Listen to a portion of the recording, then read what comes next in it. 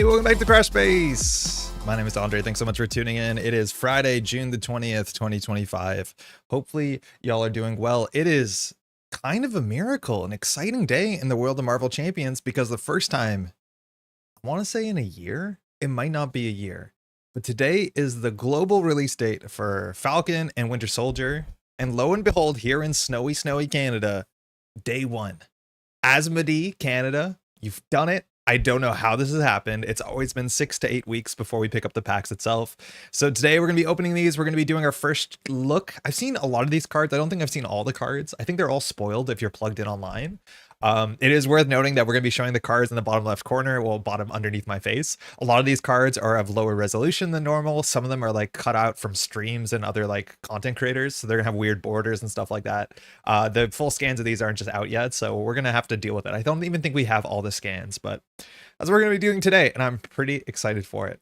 Brennan, how's it going? It's a space new graphic. Yeah, we had that intro down for a while now. It's maybe a bit too bright. I don't know if people are getting flashbanged if they're watching it in the darkness, but I liked how simple it was and it was clean and it has a nice little vibe to it. Hopefully you're doing well. Hopefully your Friday's good.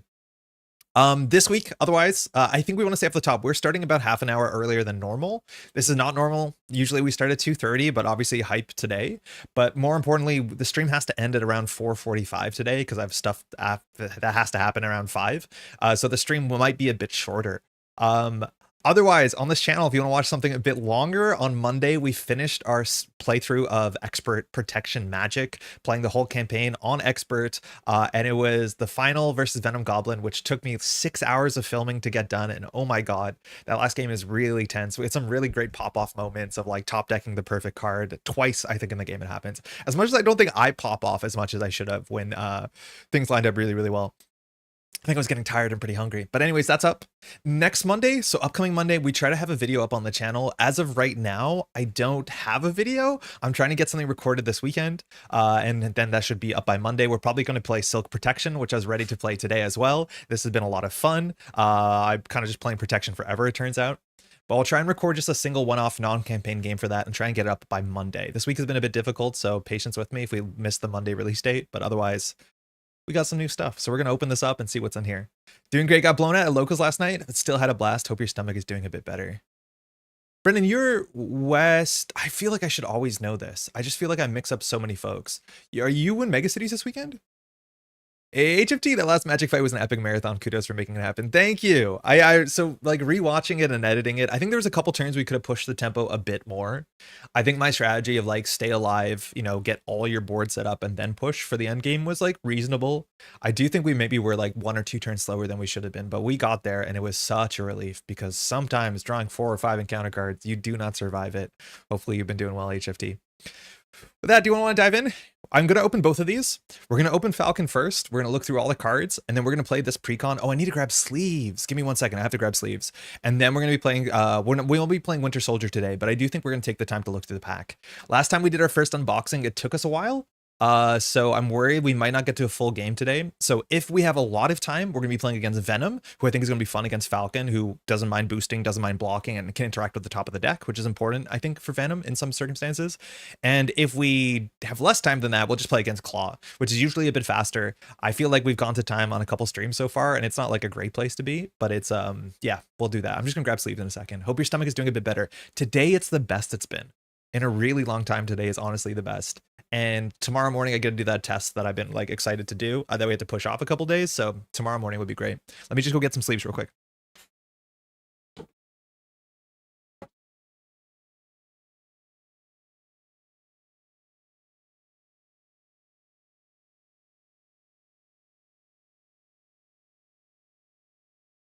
I realized I might not have enough sleeves. Maybe not even for Falcon. For Falcon, we definitely have enough sleeves, but for Winter Soldier, we might not. I'm just going to check another drawer really quickly to see if I have more of the Gamegenic matte sleeves. So give me 1 second to check. I hope I do. If not, we'll be okay.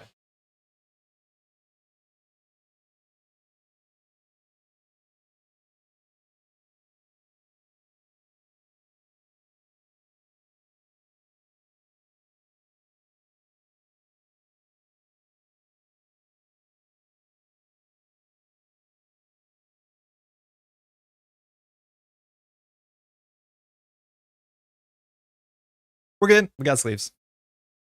Sorry, contributing to blowing you at locals last night. I'm Victoria Mega's van. I bought tickets just in case, but it's not happening. Wife has medical issues that make travel difficult, but we did a test run last week that went really well. Oh, hopefully things are going okay there too. For those who don't know, there's a big mega city, which is like a nationals level event in Netrunner this weekend in the West Coast. So for those who are going out, I don't know, HFT, if you're going out as well. But I don't know how far Vancouver is from Victoria. I'm assuming one is off the island, one's on the island. So maybe it's a bit of a work. Hopefully things are going okay. All right, let's give this a shot. Let's open some stuff. So I know very little about both of these characters. I know Falcon did just appear in a Marvel film thing earlier this year, but I haven't seen it. I know very little besides the character can fly, and Sam Wilson at some point becomes Captain America, like the future Captain America. I don't know why Captain America went somewhere. Did Captain America die or rotated out of standard format? I'm not 100% sure. But we have a flying Captain America type. And I think the Captain America cards in this pack look really interesting. So we're going to zoom in. I can pull this out of the way. I don't need this anymore. Give me 1 second to make sure everything's set up. We need that. We need that. We need that. We're good. Pretty close, but accommodations are expensive. Sadly, I'm not making it either. Might play an APAC tonight, though. Oh, yeah, sick. Yeah, APAC makes a lot more sense, I think, for y'all's time zone. It's because it doesn't start too late, and if you're done, you're probably done around like 1 or 2. It's rough that it's APAC into Vancouver megacities, because there's a lot of people that would play both, but I don't know if you want to go into Vancouver megacities super, super tired. But hopefully APAC is good. I think APAC is not going to have the biggest turnout. He doesn't often, with no disrespect to APAC, and I think that makes it pretty accessible for trying to get that buy or all that other stuff. Yo, Andy, how's it going? Let's just pick these up. Me too. I had no chance I thought that we'd have these in Canada, but apparently day one, this is the first time in years. All right, this is Falcon. We're going to start here with Alter Ego Sam Wilson. So a bunch of these scans, as I said, are a bit janky and a bit low res. So if they look blurry on your screen, they're blurry on my screen. We just don't have the high res scans yet. So recovery 3, 10 hit points, birds of a feather, action, discard a card from your hand to search your deck and discard pile for a bird card, which is a new subtype showing up in this set and added to your hand. So it is a card for a card. So we're hoping our bird cards are good. I know that there's some bird cards in Sam Wilson's kit and there's some bird allies. I don't think we've seen bird on any ally existing in the game, so it's only going to be from this pack and going forward. This ability, if your bird cards are good, that's fine. If you have consistency, it's kind of like all the other cards that have this sort of ability, like go get Hawkeye's bow. That's more important for your strat, but that seems okay. I'm hoping this is good enough to want to flip down. I think every single hero they've released this wave, actually maybe not every single, but most of the heroes this wave have given you a real good incentive to jump down to Alter Ego. This seems like the least interesting so far, but we'll see. I guess you don't always need to jump down with Nick. Other side is, of course, Falcon. 2/2 stat line. Pretty big fan of those, playing solo. During the player phase, play with a top card encounter deck face up. That's actually going to be an issue because my encounter deck is slightly off camera. So we're now going to have to put it on camera when we play Falcon because it's as important to see the top. So we'll probably just put it somewhere like here and just leave it there. And then you can yell at me if I'm going to accidentally put a card in there that belongs in my deck. But we need to keep this on screen, which is a new problem I don't think we're ready for. How's it going, Joel? Counting on the Vancouver heavy hitters shooting APAC out. Yeah, I wonder if like Sokka is going to be playing both of them or not. I think maybe, but like, yeah, I guess you can't play the top cut at all. That's really strange. That's an unfortunate overlap. Eagle-eyed response. After you play an aerial card, discard the top card in the counter deck. So there's no real incentive. There's no reason to discard the top card of the deck, as we've seen so far. Whether there's cards that say whenever you discard the top card of the deck, do something. That could make sense. It's also not forced, which is super important. But I do think a lot of Falcon's kit cares about the number of boost icons on the top of the deck. This feels kind of like what's her name? Scarlet Witch, whereas about deck manipulation. So the idea is that if you play aerial cards and you can just change the top of the deck, that means that won't be your next boost card. So you always know your first boost card. And when in solo, that's not like super impactful. If you could see the second card, that's way more important because the second card is your encounter card you're dealt usually. The first card is just a boost. So strange. We'll see how good this is. I want to say that when it came to Silk, I thought Silk was really weird and didn't seem like it had great payoffs. And the more and more I play Silk, the more I really like Silk. And I think Falcon is going to be the less straightforward compared to Winter Soldier. And I'm pretty sure I'm going to like Falcon a lot more, as much as the aerial trade hasn't been super exciting for me. Okay, where sleeves? We'll start with these. First card here is Red Wing.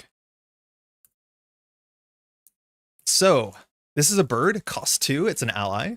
This is one of our unique cards. Hero action, exhaust Red Wing to return him to your hand and discard the top card of the counter deck. Choose to either deal X damage to an enemy or remove X threat from a scheme. X is the number of boost icons, both kinds, in the discarded card's boost area. So this is deal damage or remove threat. This is an Avenger, it's aerial, and it's a bird. So this is really cheap to spam with Avenger's Tower. And if you have any way to reduce the cost of birds, this is really good. And that means you can control the top of the deck and just bring this back over and over and over again. You don't want to chump block with this. So you probably just like thwart one. Oh, but you have to exhaust Red Wing. So you actually may never activate Red Wing. That's not bad. That seems really powerful. It has a wild on it, which is quite cool. Most unique allies do, or like hero kit allies. That seems like a good payoff. You just need to be able to play this as cheaply as possible. Like playing Mockingbird in what's it called? Hawkeye. It's very, very important. Yeah, we'll see what other aerial payoffs. It's also a 2-cost aerial card, so like Power of Flight works really, really well for it. Hey Roshni, how you doing?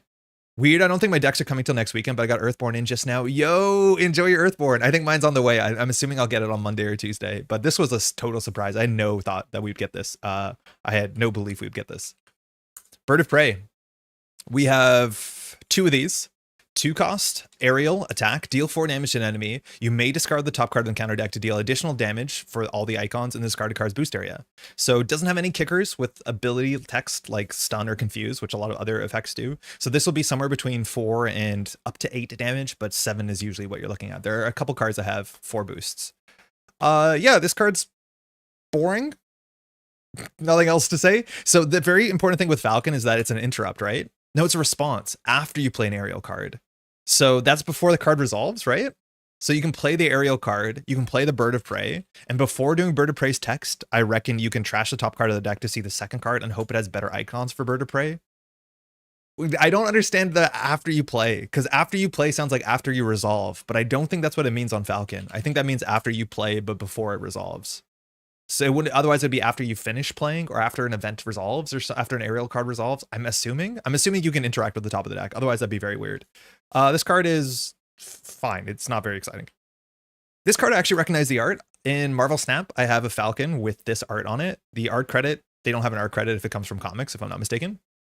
2-cost, remove 3 threat from a scheme, aerial thwart. You may discard the top card in the counter deck to remove an additional for the icon. So literally the same text. We have 2 of these. Also, boring, very boring, but at least having something on top of the deck with a lot of icons, this can be like a 2 for 6, which is good. It's above rate for sure. I think for this to be 2 to 5, 2 for 5 is probably what you're expecting to play with this. That's not bad. 2 for 4 feels a bit rough. 2 for 3 is pretty bad.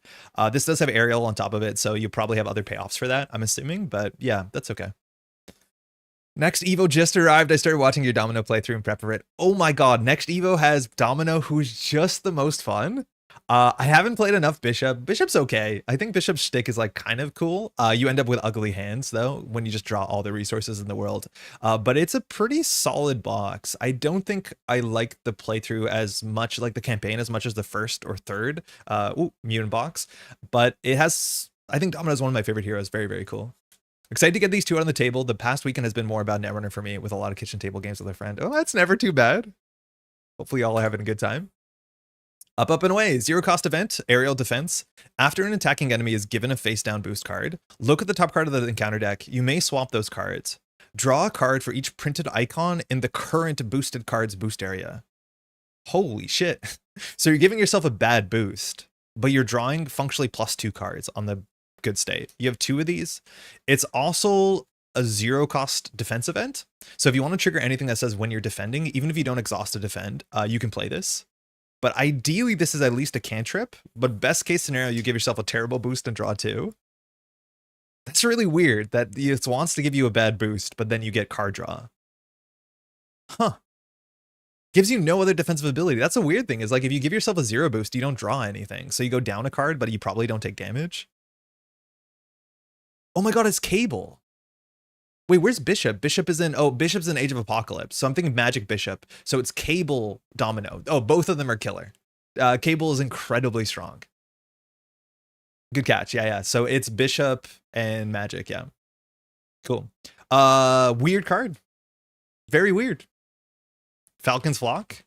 I don't know if we have a scan of this one or we have a really weird scan. We have a really weird scan of this. So this one notably is a bird, so you can grab it. It is the resource generator in the kit. It costs 2 to support. It's aerial traded 2. And it says remove a bird counter from here to generate an energy resource for an aerial card, limit once per card. But it doesn't say limit once per turn. So you can't empty this on one card, but you can empty this very, very quickly.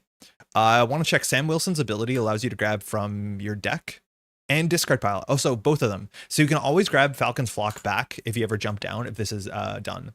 But in theory, if all your cards are aerial, you can get 2 to 3 resources a turn from this, which is very powerful. And then it empties itself and you can recur it. This is a strong bird card for sure. And works really well when you want to basically like spam Red Wings over and over again. Very cool. I don't think we've ever seen a resource generator that you can empty at this rate. Very neat. Soup Kitchen. Apparently I don't have the scan. I thought the scan existed. I don't have the scan. So it's Soup Kitchen. This is our alter ego support. Cost 1 is a location. I guess I'll show it right here real quickly. Exhaust Sam Wilson and Soup Kitchen. So you have to exhaust both. Heal damage from Sam Wilson equal to his recovery and reduce the cost of the next ally or support played this phase by 2. Huh. Exhaust Sam Wilson and Soup Kitchen. So instead of recovering, you recover anyways because you have to exhaust both of you. But then you also can play an ally support this phase by 2. You don't have to play it. It's the next ally support being played. So it's kind of like the text of Captain America. So if you're playing 2 or 3 or 4 player, somebody else can use this as a benefit, which is kind of cool. Don't think I'm going to be playing a lot of this. It's kind of cool though, that if you use Falcon's ability or Sam Wilson's ability, you don't have to exhaust. So in theory, you can go grab your bird support, which costs 2, and then you can do Soup Kitchen and get the flock on the table. I don't know what that means. Like, are we feeding the Falcon's flock with the Soup Kitchen? That's kind of neat. Did you spell it Soap Kitchen? I'm pretty sure I must have spelled it wrong.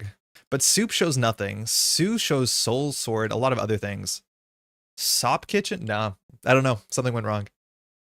Weird. I think I'm usually, when I play solo, the supports that are alter ego only have to be very powerful. This one I thought you'd only have to exhaust it, but you have to exhaust yourself. That is a world of difference because you cannot flip down in Soup Kitchen, which a lot of the other healing ones that I'm not a fan of, you can flip down after defending and just recover. This one you can't. So it's only really great immediately and it uses your activation. That seems not great. Aerial evacuation. We have one of these. Preparation. That's cool. Hero interrupt. When another friendly character would be dealt any amount of damage, discard this. When another friendly character, so it can't be us. Can be our allies though. Prevent all that damage and change to alter ego form. If that character is a hero, they also change to alter ego form. Whoa. That's cool. That's really cool. You rescue them and just land on street level. It's a very cool way to be able to take an attack and then jump down to alter ego. And then when you're in alter ego, you can recover and do all that other stuff you want to, because it's hard in solo because you're scared of the activation. So now after the activation, you can jump down. That's cool. You can prevent an ally from taking damage. That's nice. This is from dealt any amount of damage. So in theory, you can actually prevent consequential and flip down, which like that means you can double flip. So they can like go for, a thwart or an attack. They take consequential. You can prevent that consequential. Obviously, they don't jump down to alter ego because they can't. You jump down to alter ego. That's neat that you actually can flip down and flip up. Very cool. So you can basically block without blocking and get a free flip down and then still flip up. Or not block without blocking because you can just do it during the hero phase or during the hero phase. Very cool card. Weird. Aerial Recon. Exhaust Aerial Recon is a tactic, which there's no supports for tactics in the game at all. Not like Arkham Horror. Exhaust Aerial Recon and deal a player a face down encounter card. Place a recon counter here. And then when a player would be dealt an encounter card, remove a recon counter from here instead. This is really cool. So if I'm not mistaken, Falcon's text says that you play with the top card of the deck face up. Yeah, which means after you draw the boost card, you will always see what the next card is on the deck before you draw it. And if you know what that is, you're basically not getting one fewer card. You're just choosing when to draw the card. So if you see a card on top of the deck that's not really bad, you can go ahead and aerial recon it and just put it down in front of you. And then in the future, when you see a card that you know you're going to draw that's going to really mess you up, you can just prevent that. I don't think there's any way to get counters on this because it is a recon counter. So there's no like way to cheat this. That is a neat effect. If you're really scared about the deck, like this kind of feels like eidetic memory, where eidetic memory is busted in certain scenarios where there's certain counter cards that are not scary. If all counter cards are scary, this probably doesn't do too much. I wonder if also there's a bunch of cards that say like before you reveal a card, make some sort of claim about that card. I guess some of those are just Web Warrior cards, but you can do all that sort of stuff really easy with Falcon. That's neat. I like that.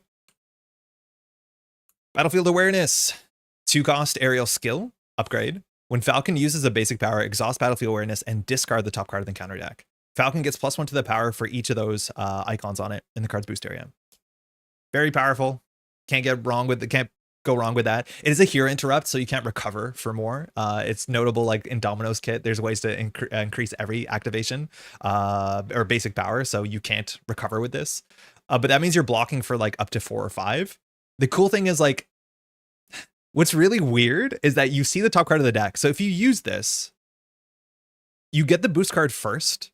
So the boost card is dealt to you. You'll know what the boost card is. Then you'll see the top of the deck before you decide whether to use this. So that card will get trashed. So not only does this allow you to control the next encounter card, because technically you'll see the encounter card and then you can trash that and then draw another encounter card. So there's a lot of control with this card technically. But even the fact that you can make yourself functionally a 4 attack, a 5 thwart, whatever you want, because you have a good 2/2/2 stat line, that seems pretty flexible. I don't think I'm going to be worried too much about the same way that you're technically worried when you play Scarlet Witch that you can just like mill the deck so much that you end up with too many accelerations. We'll see how much damage we have in the deck. So far, we've only seen like 2 attack events. So as long as you have enough damage, I'm not too concerned about that. Draw their fire. This card costs 1 per player. First time we've seen that on a hero kit card. It's a preparation, it's aerial. Preparations are important because if you play that preparation card, you can replay this thing over and over again. It says after the villain phase begins, discard this. Falcon does not exhaust to defend until the end of the phase. That's not super good in solo. That is basically a ready you can put on the table. There was a green card that did this, a protection card. I don't play it very often. There's a couple ways that you can defend and not exhaust or ready yourself. There is that like one card from the green card from, I want to say Doctor Strange maybe. But if you're playing multiplayer, this slaps. I think for solo, I'm not gonna be too excited about this. Are we trying to reach the acceleration with all those encounter card trashing you mentioned while I was typing? I don't think we have any payoff to do that. How's it going, by the way, Galhart? I'm just not too concerned if it happens. We'll see how bad we accelerate the deck. Talon Line, 2-cost item upgrade after you resolve Falcon's Eagle-Eyed ability. So that is, you can, after you play an aerial card, you can discard the top card of the deck. For each icon in the discarded boost area, choose one. Ready a character, stun an enemy. Oh shit, that's really good. The heck, this is good. This doesn't discard itself? After you do Eagle-Eyed, oh no, you discard it, Talon Line. Okay, that makes sense. Of course, if it didn't discard it, it would be busted. So you discard it. For each icon in the boost area, choose one. So ideally, you're readying at least one character, you're stunning an enemy. Stunning an enemy is actually kind of interesting because it means you have full, going into the villain phase, unless you deck out, what card is going to be your encounter card, so you can control that. But this is after you resolve Falcon's Eagle-Eyed, so the card that was going to be discarded, you'll know what that is, but you won't know the next card, of course.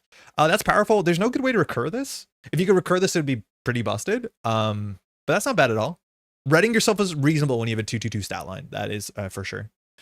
Vibranium Nanoweave. I struggle to spell Vibranium. I messed it up already. Hold on. Do we not have it? I must have spelled this wrong. Vibranium.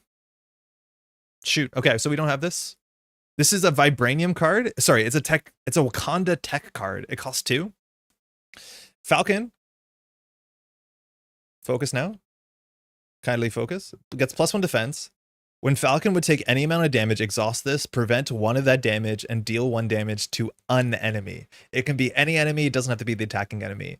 This is basically a permanent energy barrier, plus it gives you +1 defense. This probably is, boringly enough, my favorite card in the set. It is not a protection deck. It is a leadership deck, but that is just a very, very good card. There is no hero who wouldn't like this card. That is sick. It's when you take any amount of damage, exhaust this, so you can only do it once per round, but that is quite strong. All right, we're on to the aspect cards. Adam Warlock, we've seen this before. Not a bad card. After it attacks or thwarts, you can choose to discard a card at random from your hand, and it does one of those things. This is a nice way if you have extra cards in hand to get some value from it. All of these are pretty good abilities. 3 health, so you can get away with it, and you can't heal itself because it's an identity. Arrow. Arrow's new. Arrow's a character I only learned about through Marvel Snap. I think it's a relatively new Marvel character. Ariel, the first agent of Atlas. 3 costs, 3 health, Ariel. Hero action, exhaust, Arrow. Choose a player. Until the end of the play phase, each Ariel character that player controls gets +1 attack. Not bad at all. That means will be +1 attack. We can ready ourselves with our toe line or a falcon line, whatever it's called, talon line. So we can attack twice from that. It does want you to play a lot of leadership aerial allies, and there is a bunch of leadership aerial allies. We have like at least 5 in this kit, 6 if you count also our bird. So that can get a fair bit of value. A lot of the aerial cards also want you to have more aerial things on the table. So just getting arrow on the table and having the effect that will not slowly defeat her is pretty valuable for some of the other support pieces. So that makes sense. Cloud9, I don't think I've loved Cloud9, but is one of the cards that ends up when you play an aerial leadership deck. Exhaust Cloud9, choose a player until the end of the phase. Each aerial character that player gains +1 thwart. Oh, so the exact same as arrow, but +1 attack is usually a bit more valuable if you're playing allies, especially leadership. I think they thwart a bit more than they attack, usually. That might be wrong. Hey, it's a bird. It's Hugin and Moonin. 2 for 1. 2 cost, Asgard, bird, aerial. Asgard, more Asgard cards is cool. Response, after Hugin and Moonin enter play, search the top 10 cards in the counter deck for a minion and put into play engage with you. If you haven't played Leadership Thor recently, it's a lot of fun, and this card's going to help a lot. But Leadership Thor got some really good cards in, I want to say, Magneto.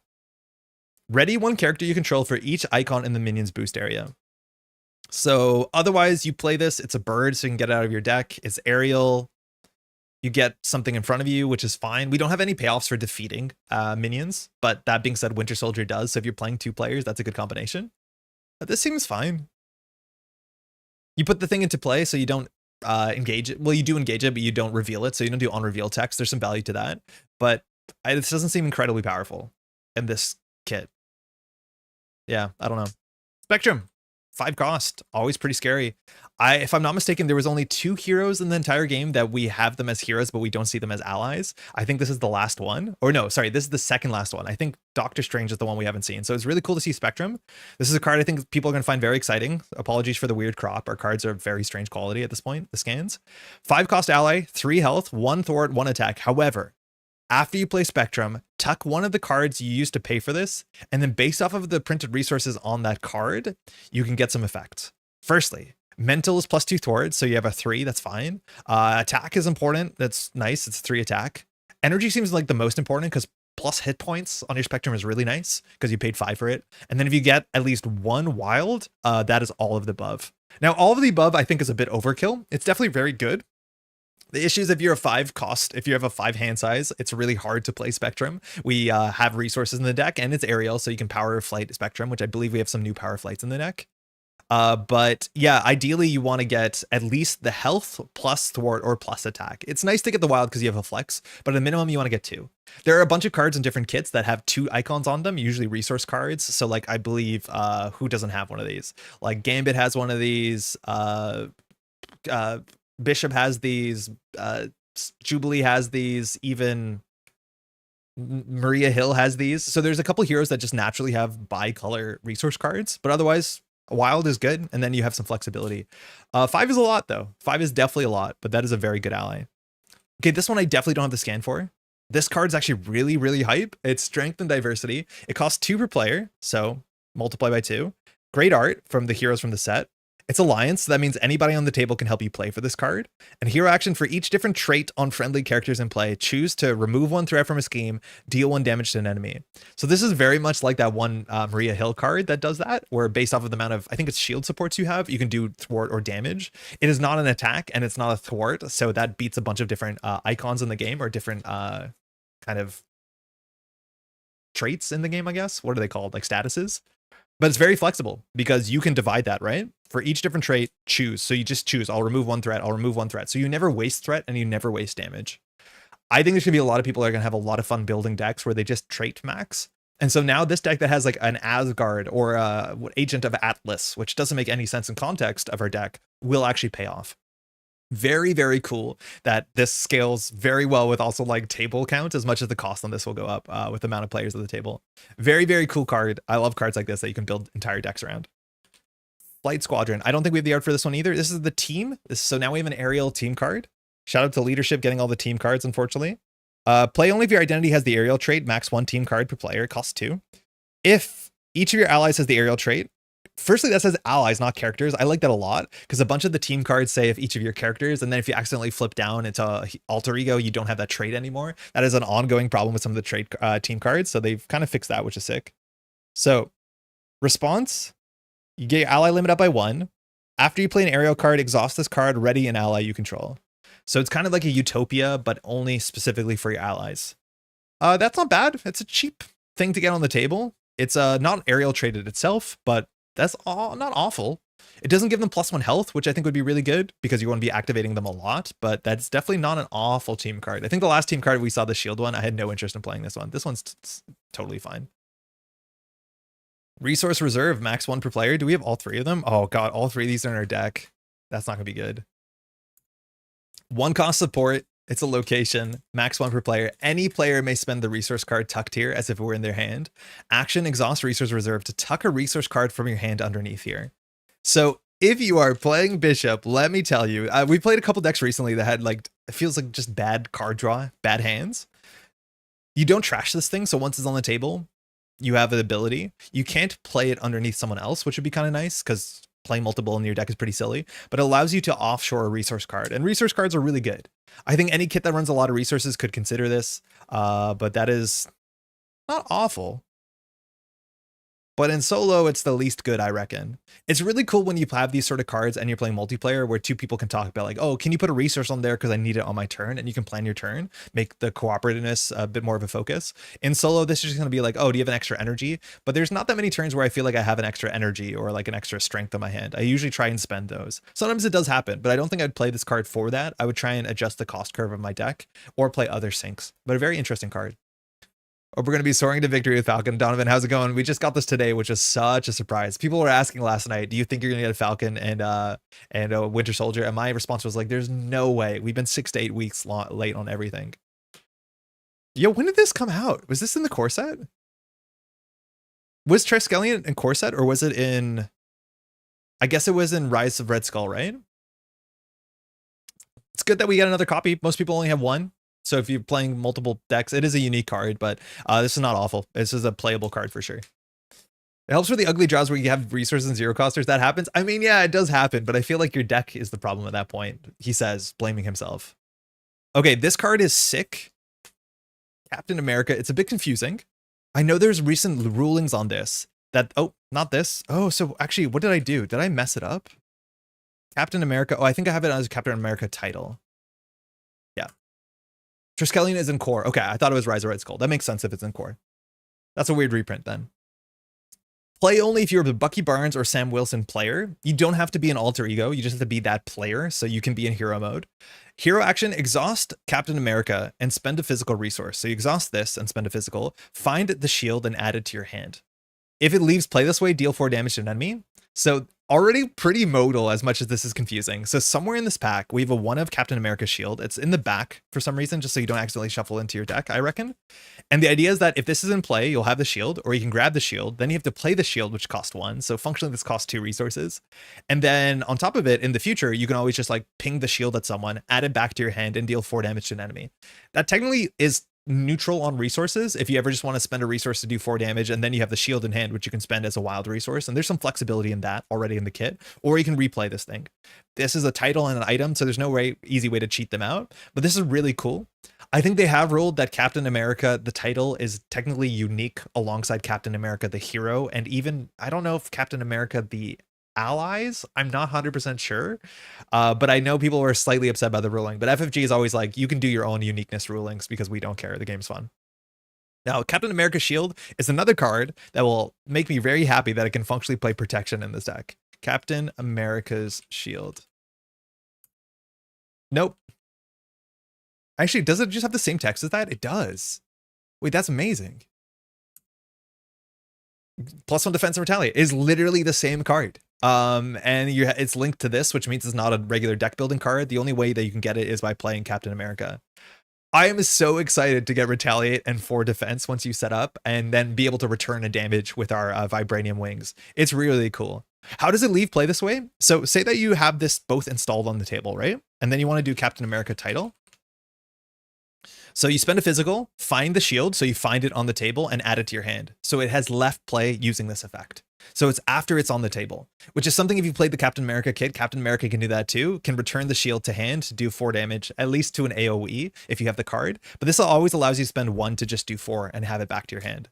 It's worded in a way that makes it like very rules light in terms of text. It is obviously a bit confusing, but that's the idea. Find is a new text. I think that was added to the official rules document somewhat recently, but find means search every in-play area, including the table, and then return it to your hand. So excited for this. I'm going to put this aside so we don't shuffle into the deck. Wingman, do I have this? Attached to an aerial ally, max 1 per ally. It's a 0-cost upgrade. When another aerial ally would take any amount of consequential damage, exhaust the attached ally to prevent 1 of that damage. I don't care about this. I want to shout out one of my favorite cards for the last little set has been Scarlet Spider.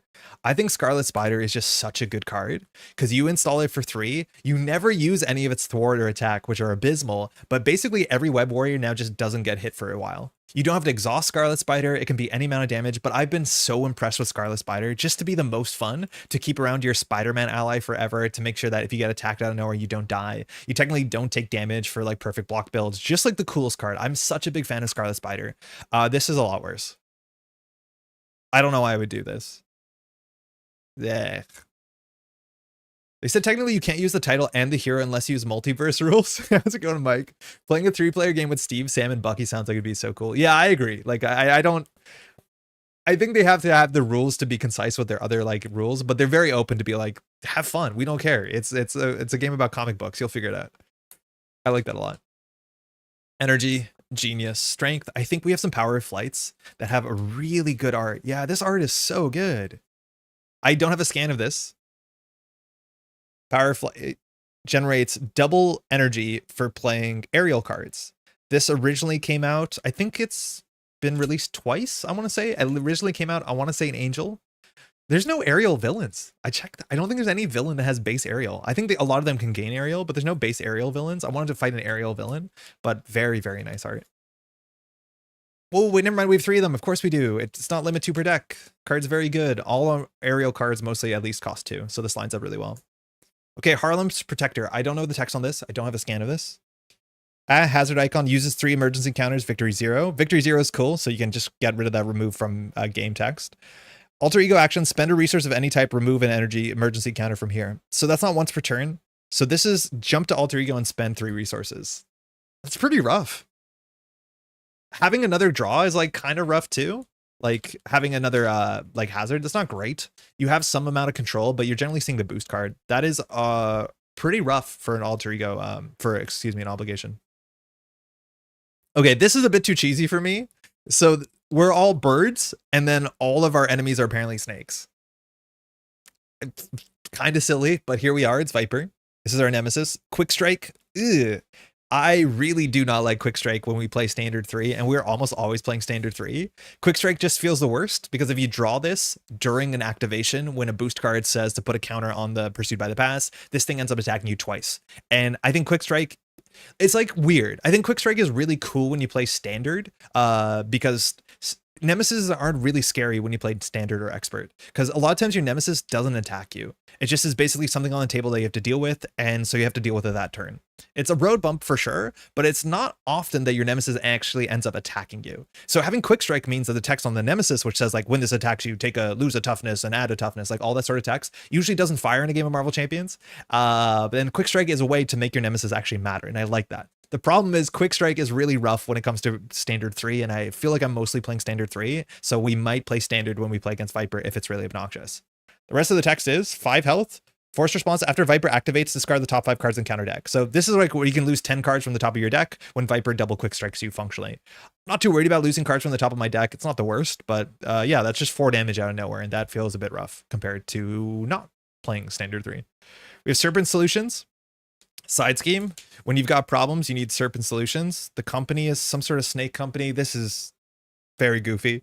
Forced response, 6th threat. After a Serpent Society minion is discarded from the top of the encounter deck, deal that minion to the player as a face down encounter card.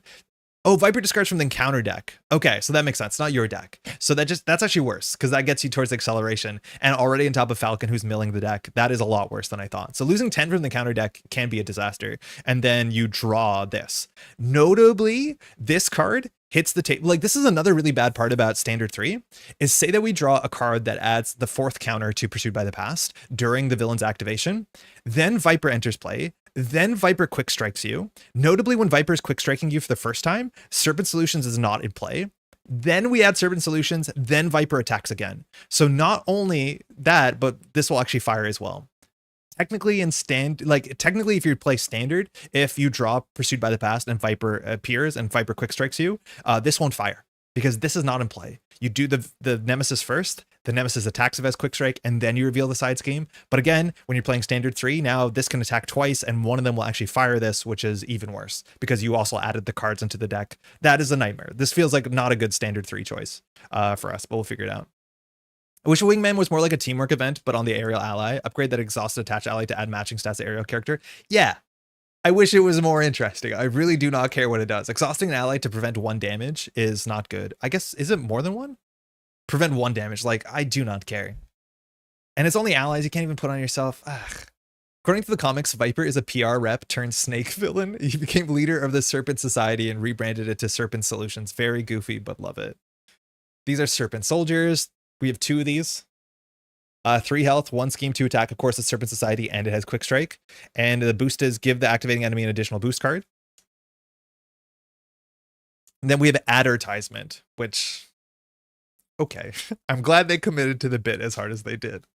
I don't know how anyone can take this seriously in their world, but they are. Surge, great. When revealed, shuffle each Serpent Society minion from the counter discard pile into the counter deck. So that's just going to be a bunch of damage because they all have quick strike. Including this shuffles your Nemesis in as well. That's rough. That's real rough. That seems like a rough set, especially on standard 3, particularly on standard 3. But it's cool that you can discard these from the top of the deck, but you can't really do them with Serpent Solutions, so you have to watch out. Stop. All right, we have a couple cards here. I don't think we have scans of most of these. We won't be playing with these today. This is Winter Soldier, 3 health, 3 cost 1, thwart, 2 attack. After Winter Soldier attacks and defeats an enemy, remove 2 threat from a scheme. I think that's like basically the same text on Winter Soldier, the hero, so that's kind of cool. That's not bad. You generally don't have enough thwart in an aggression deck. I like that a heck of a lot. It's shield and soldier traded. Technically shield soldier traded. If you know, you know. We have Misty Knight, who's the first time showing up in this game. I don't know who the character is. Hero for Hire is a new subtype, I think. 4 cost, 3 health, 1 attack, 1 thwart. When Misty Knight thwarts, look at the top 2 cards in the counter deck and discard one of those cards. Misty Knight gets +1 thwart for this thwart for each icon in the discarded card's boost area. So probably thwarting for 2 or 3. I feel like we have a couple other allies that have functionally the same text. I don't really love 4-cost allies all the time, but that's not bad. There's just no synergy points with this unless you get value from discarding from the top of the deck, which I don't know if we do. Ops Room. I think a lot of people are excited for this card. It's a shield support. Comes in with 3 alert counters, and it says when a friendly character would take any amount of damage while defending, remove 1 alert counter from here, prevent 1 of that damage, and remove a threat from a scheme. So it's an energy barrier, but instead of returning fire, it takes threat, which is like very, very cool. Protection removing threat is usually the hard point, so having more cards that remove threat is good. Now, I'm actually not that excited about this card because it forces you to defend. It says only after a character has defended and taken damage, which when you're playing protection, you generally don't want to do that. If you're defending, you're trying not to take damage. There are very few decks that want to play protection that want to defend actively, but end up taking damage. Again, maybe that's a good upside because we play perfect block, but like, this doesn't make a lot of sense to me. If this just had the text of energy barrier that says whenever you take damage, you can reduce the damage by 1 to remove a threat, this would be very, very good, but it seems pretty convoluted. I don't think I'm as hyped for this as I thought I would be because the conditions on this are very, very, very rough. When we played Magic, specifically in the last scenario just on Monday, we played that 1-cost card that I never remember the name of. That's an upgrade that says after you defend and don't take damage, remove a threat from any scheme. That is so much better. Yeah, that is so much better. Just notice that Ops Room also works with allies, so there's that. Hanger Bay support. I've never played a Hanger Bay deck. I think I probably should. Is Hanger really spelled like that? Yeah, I guess it is. There's a couple allies that heal. There's no ally, I think, that gets toughness back, but there's like kind of ways to do it. This is better about defending. It's better for defending against minions than it is against the villain, because the villain hits for a lot, but a lot of minions that hit for 1. And so you can heal that off. You can play like Daredevil. You could play Groot. So like maybe that makes a bit of sense, but yeah, no, this is a total miss for me. This looked really cool. And then you read the text and you're like, I don't think that makes a lot of sense. Again, there is that 1-cost upgrade. You can play 3 of them that says when you defend and don't take damage, which is kind of your goal if you're playing protection a lot of the time. Not always, but more often than not. You can remove 3 threat. And that just seems so much more important. This does say from a scheme, not the main scheme, which at least is good. But yeah, no, really not it for me. Fixer, 15 cost. It's our Elite Genius Thunderbolt. I think actually we know we have scans of this, I'm pretty sure. Villainous Victory. So we're continuing to get some of the Thunderbolt minions. I am yet to play Thunderbolt with more than solo. My partner and I, that's the next scenario. We've been playing through S.H.I.E.L.D really slowly, so we'll get to that. Force Interrupt when a non-scenario specific tech attachment would be attached to the villain, instead attach it to the fixer instead, and then make the text make sense. That's sick. I do think you can go out of the way to add this to a set that has a lot of tech attachments and make it to be a total nightmare for you. In Thunderbolt, there's not that many tech attachments, but you could probably have some combination where you have like Fixer, and then probably maybe Black Widow has a couple attachments, or is it White Widow? I forget which Widow we're fighting. I think White Widow maybe. But that's cool. That's actually really, really cool. And I'm in no doubt that we have some attachments here. Jetpack. The other tech jetpack. Attach to Fixer. Attach to enemy against aerial. When attached character would take 3 or more damage, prevent all that damage and discard jetpack. So it's a similar kind of effect to the other jetpack we have in the game. That's cool. We have Tech Pack. I definitely don't have a scan for this. Tech attachment, of course, +1 scheme, +1 attack. Attached enemy gets +1 attack for each other tech attachment, so it doesn't count itself. Hero action, exhaust any number of characters you control with a combined thwart greater than attached enemy's scheme. Discard this card. That is cool flavor that you have to outsmart the person to remove their tech pack. That's neat. I like that a lot. We have technological innovation.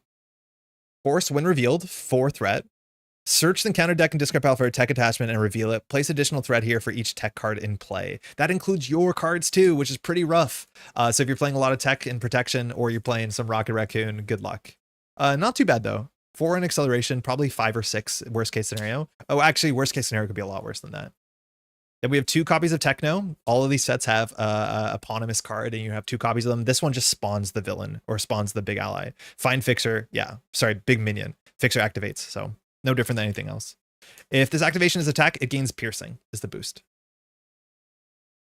Neat. I still haven't played with any of the new Thunderbolts. I think Thunderbolts is not a particularly great scenario for solo play, but I should revisit it, especially because we got a lot of new sets for that. All right, I think Winter Soldier's cool. Not too excited about these. The deck looks really fun. Chat, do you think we go through Winter Soldier, or we jump into gameplay?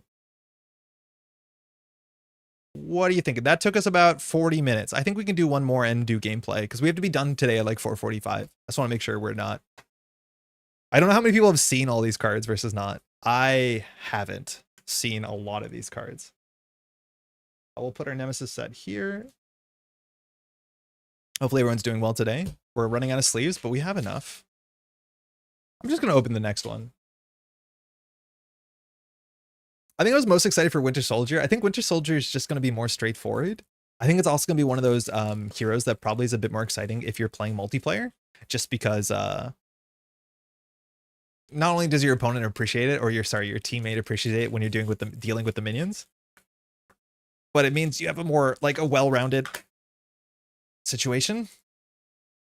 Not that Winter Soldier isn't a well-rounded kit. It seems like they put a lot of effort to make this well-rounded. What is this? Oh, that's this. Cool. All right, let's give it a shot.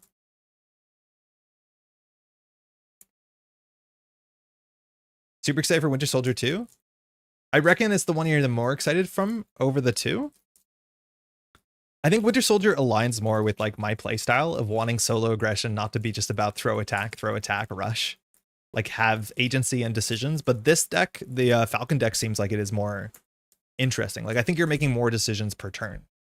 More overwhelming is maybe one way to say it with a negative connotation, but I do think I enjoy that a lot in my modern Marvel champions. All right, this is Bucky Barnes. This art is great.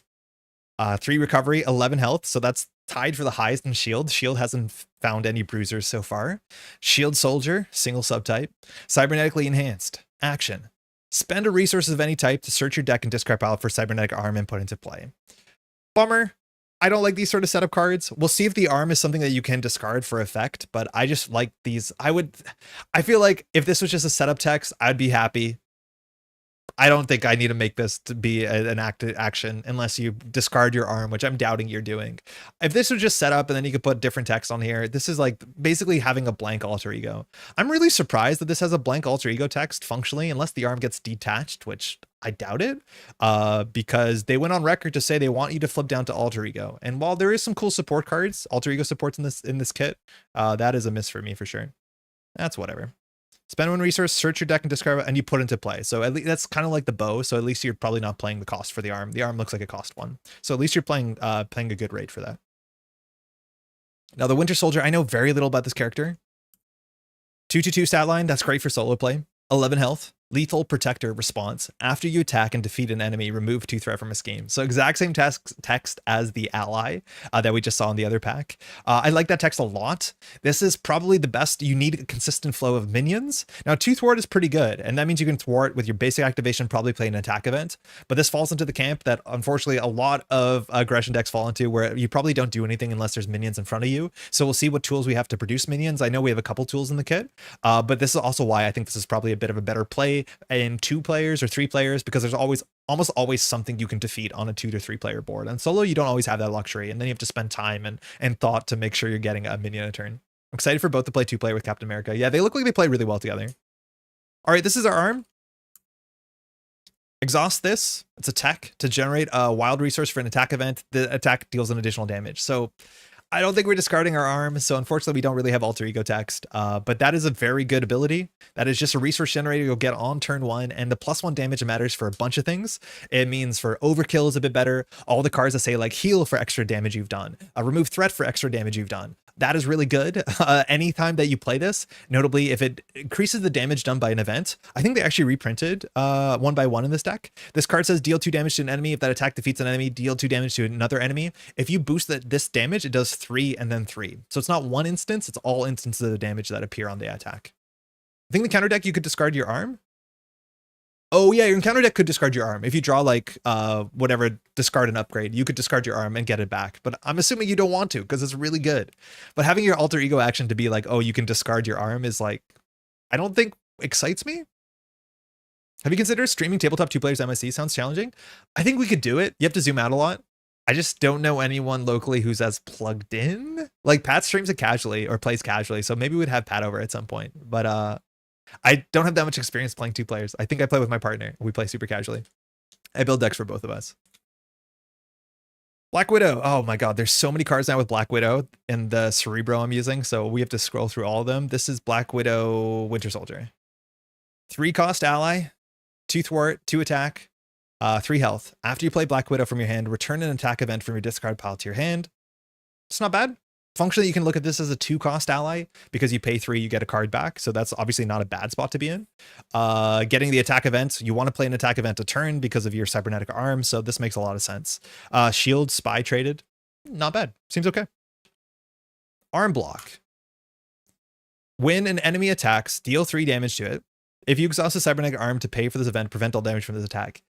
If I had $1 for every time there's a Marvel Champions card that was defense traded that said deal 3 damage, then take 3 damage less, we'd have so many cards.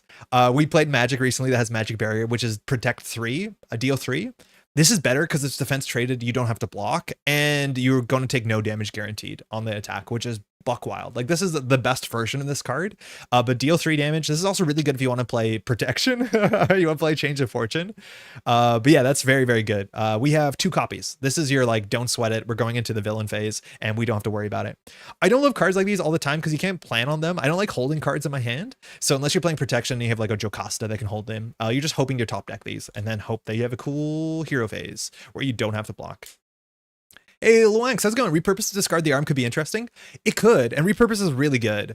I'm just assuming that you have a card that's better than 1 cost, because repurpose really scales with the cost of the card. So repurposing a 1 cost upgrade is like kind of sleepy. You generally want to repurpose 2s or 3s, let alone you want to repurpose cards that are coming to the end of their value. It's like, you know, Energy Barrier is like my favorite repurpose card, because once it has 1 counter left on it, or the Energy Shield thing, you're right, you could. I don't know if I would. Winter Soldier has good base stats though, so it's not bad. Retaliate happens when arm block causes attack traded though. Yes, yeah, this is attack traded. That is very notable because Magic Barrier in Magic is not attack traded. So this will count as an attack. That does mean that it does +1 damage with cybernetic arm. So you prevent all damage, you functionally do 4, which means again, if you're playing protection and you want to play Change of Fortune, this should be like totally free. Just a free, basically draw 2 cards. Very, very cool. These names are surprisingly simple. We've gone from arm block to metal punch. 3 for 7 to an enemy. If you exhausted cybernetic arm to pay this, it gains overkill. It's just like swinging web kick again, or swinging silk kick. but you can't make a 9 damage. You're probably playing 2 for this because you're going to be using your cybernetic arm, but your cybernetic arm probably wants to play multiple cards a turn. That's a lot of damage. You're going to need damage. Just basically will be a 3 for 8, notably, because if you played the arm, it gets +1 damage. So it's a 3 for 8 with overkill. It's like not bad at all. That's obviously not bad. Just basically every minion in the game, 90%, 95% minions you can one-shot. I'm surprised there's no card with this name so far. Electrical Discharge. 2 cost of attack event, deal 4 damage to an enemy. If you pay this event using an energy resource and your cybernetic arm generates a wild, which the wild you can say it's an energy, stun that enemy. So this is a 2 for 5 with a stun usually. That's really good. We have 2 defense cards, but I doubt we're gonna be blocking a lot because we want to be ready. Because when we're ready and we can attack something, or we don't have to be ready if you're playing an event, so maybe not. So maybe you could block a bit. But that seems cool. We've seen a lot of attack events. 1, 2, 3, 4, 5. Okay, we've seen 5. That's not that bad. Safe House 30. Alter Ego action, shield support, location. Exhaust this to search the encounter deck for a minion and put it into play with you, then draw a card. So you don't reveal it. You have to search the deck, not the discard pile, and then you draw a card. That's cool. That's a good reason to jump down. Especially when you have payoffs. If you have like overkill, if you obviously would need to defeat a minion or defeat anything, but a minion works, you can remove 2 threat. That is the best reason to jump down. That's a strong support. I love when your like alter ego supports are worth playing around. This is definitely one worth playing around. I don't think the soup kitchen is worth playing around. I'd be surprised if it was. If you're playing multiplayer, maybe a bit more. But that's really cool. This is exactly what the sort of deck needs, and like aggression needs a card like this. If you could plant an aggression support that alter ego allows you to search for a minion, we'd be in a good spot, because that is a really hard part of aggression, is ensuring that you have minions on rate, and this is very on rate. What's cool is that if you fail to find the minion, so if the counter deck has no minions in it, you still draw. Oh no, then. I think then in the rules of Marvel Champions means you have to do the prior then the later. Otherwise, they wouldn't put then, they'll just put draw a card. So I do think actually no, if you miss, you don't draw a card. I'm only like 80% sure of that though. Cards not in Marvel CDB? No. Marvel CDB is not as slow as Arkham DB sometimes, but I don't think they're up on there. This came out today. Hall of Heroes has like community scans for things. So these are the low-res scans off of Fantasy Flight Games' own website. 2 copies of Silent Infiltration. This is probably a prep, right? Yeah, it is. Hero response, 2 cost upgrade. After you attach and defeat an enemy, discard this, ready your hero and confuse an enemy. I was surprised to see confuse in this kit. That's kind of cool. That means you can jump down a bit more, which is not bad. This shouldn't be that hard to fire, and you can recur this. That neutral prepared for the, what is the name of the neutral card? It's so good. That allows you to play a preparation again. I forget the name of it, but it's a 0 cost preparation that says after a preparation is discarded, return it to your hand and discard this card instead, functionally. That's good. And we have 2 of them. That's not unique as well. You're correct about then? Okay, cool. That tracks. Thanks for checking, Gelhar. Winter Armor. Let's see if I spelled this like a Canadian. I did. You got 3 hit points and steady. Okay, so we have a 14 health hero. I don't think any of the 14 health cards, they all care about your printed text, right? Because there's a couple cards in this game that say only play this if you have 14 hit points, but I think they say printed 14 hit points. I don't know the names of any of these cards because it's been a while since I played like She-Hulk or whatever. But it's not bad. I just wish it had more text. But being steady is really important when your trade is attached to attacking things. I think you appreciate that. But whatever, it's fine. Might not play that as a priority. Winter Mask, you gain the Spy trait. There's a couple cards that care about Spy trait. They're not super played commonly. Hero response, after you attack and defeat an enemy, exhaust this to draw a card. Okay, that's sick. That's really, really good. So functionally, that means if you use your Safe House 30, that draws 2 cards because you're going to jump up and defeat the thing. This is a really key engine piece. Again, you need to defeat enemies. While that can be the villain sometimes, you're hoping that is minions. So again, multiplayer makes this a lot better for sure. And the last card I think is Winter's Rifle. Restricted, so it is a weapon. Generally in this game, you can have 2 restricted cards and it's functionally a weapon. So you have 2 hands. That's usually what it breaks down to. When Winter Soldier makes a basic attack, exhaust the rifle. Soldier gets +2 attack for this attack. The attack gains piercing and ranged. So it's a basic attack. So we'll be attacking at 4 with ranged and piercing. 4 piercing is pretty good. 3 health toughness, 4 health toughness does show up, not inconsistently. That's usually the break point. 5 toughness can show up as well. That's fine. It's a weapon. You're an aggression deck, so you can get this for free if you play that one side scheme. And with 2 threat, you can actually deal with that side scheme really quickly. Oh man, I don't know the name of the side scheme, but there's that one side scheme that allows you to search for your deck for a weapon and play it for free. That's not a one-handed weapon? Well, you're not wrong.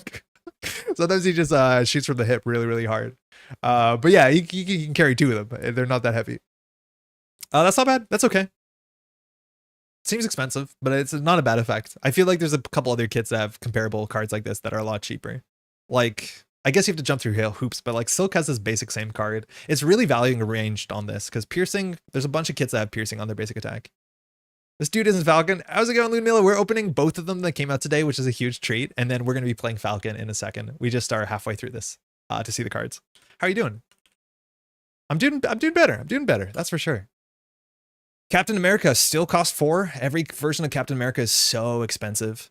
Toughness on allies. I'm not a big fan of toughness on allies because it means the turn you play them, you usually don't activate because you want to block and it's awkward. And then they're exhausted for the next phase. So you're like really down tempo a couple turns. I really don't like toughness on allies. Response after Captain America enters play, ready a shield character. So that could be you. If you're shield, it could be a shield ally. 2 thwart, 2 attack. I sleep. That's fine. Speaking of I sleep, oh my god.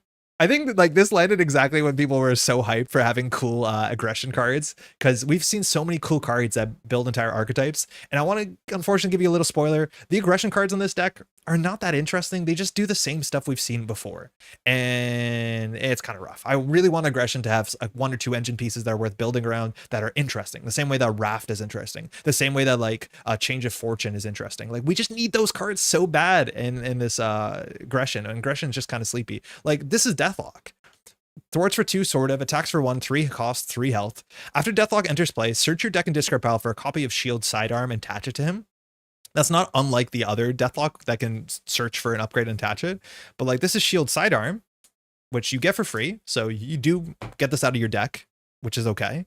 So S.H.I.E.L.D sidearm, I think we have the scan, is a 1-cost upgrade to attach to a shield character, which Deathlock is. 1 per character, uses 3 ammo, and it says when an attached character makes a basic attack, exhaust shield sidearm and remove an ammo counter from it, deal 1 damage to an enemy. So this is when attached character makes a basic attack. So functionally Deathlock is 1 attack into a 1 attack. So you can break piercing. Like, I don't care. I'm not playing this. I don't want to play 3 for a 1 attack, 1 attack. I'm playing 3 for it. Like, this is flexible because it can be any enemy. So you can ping somebody for 1, and that's like kind of cool. But like, no, I don't even know if this is better than neutral Deathlock, which I don't play. After Deathlock enters play, choose an upgrade in a player's discard pile with cost of 1 or more and attach it to Deathlock. So you can't attach the shield sidearm because it's not shield traded, but like, this is just a maybe. I don't get this. This is just like, oh yeah, it does 1 more damage. That's how aggression does. It's like, come on, please do something. Lock and Load is going my Winter Soldier deck for sure. Yes, that's the one. Lock and Load is really good. I'm actually really excited for some of these cards for, I think Bambino is sick for Nick Fury, because I played Lock and Load Nick Fury aggression, and it's just the most fun. Doing okay. Finally got all our stuff up the stairs into the new apartment. I did like 90% of the heavy lifting, so I'm in pain, but I can finally rest for a bit. Sit down, Milla, while whittling away at the arduous process of unpacking. It's both stressful, but it also is nice to make a space your own. So hopefully you and your partner are doing well, huh? I'm surprised we didn't get a reprint of Lock and Loaded or Side Holster in Winter Soldier's pack, to be honest. Yeah, me too. These are like so important cards for this sort of archetype. Like imagine paying for your weapon when you can get it for 2. And like all these heroes have 2 thwart. Like they line up so well for it. Sidearm is also a card I don't often play, but it's like kind of super comparable to this gun. Max 1 per ally. Ally gets +1 attack and attack gets ranged. Like, is that better than shield sidearm? No, technically not better. Ranged is nice if you're worried about like retaliate, but this is +1, but you can kind of decide where it goes. It's just like, do something interesting. These are not interesting. Speaking of not interesting, firepower. 1 cost event, exhaust up to 3 weapon upgrades you control. For each upgrade exhausted this way, choose an enemy and deal 3 damage to it. This attack ends ranged.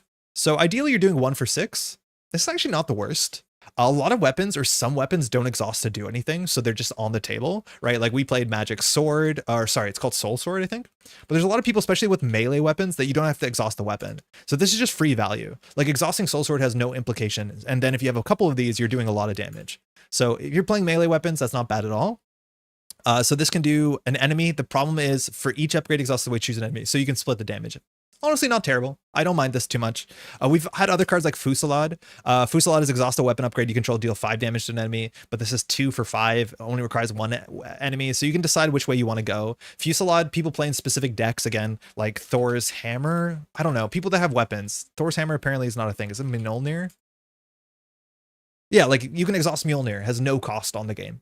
So it's a bit better than it looks. 1 for 3, not excited. 1 for 6, pretty good. As long as you have enough weapons for that to make sense.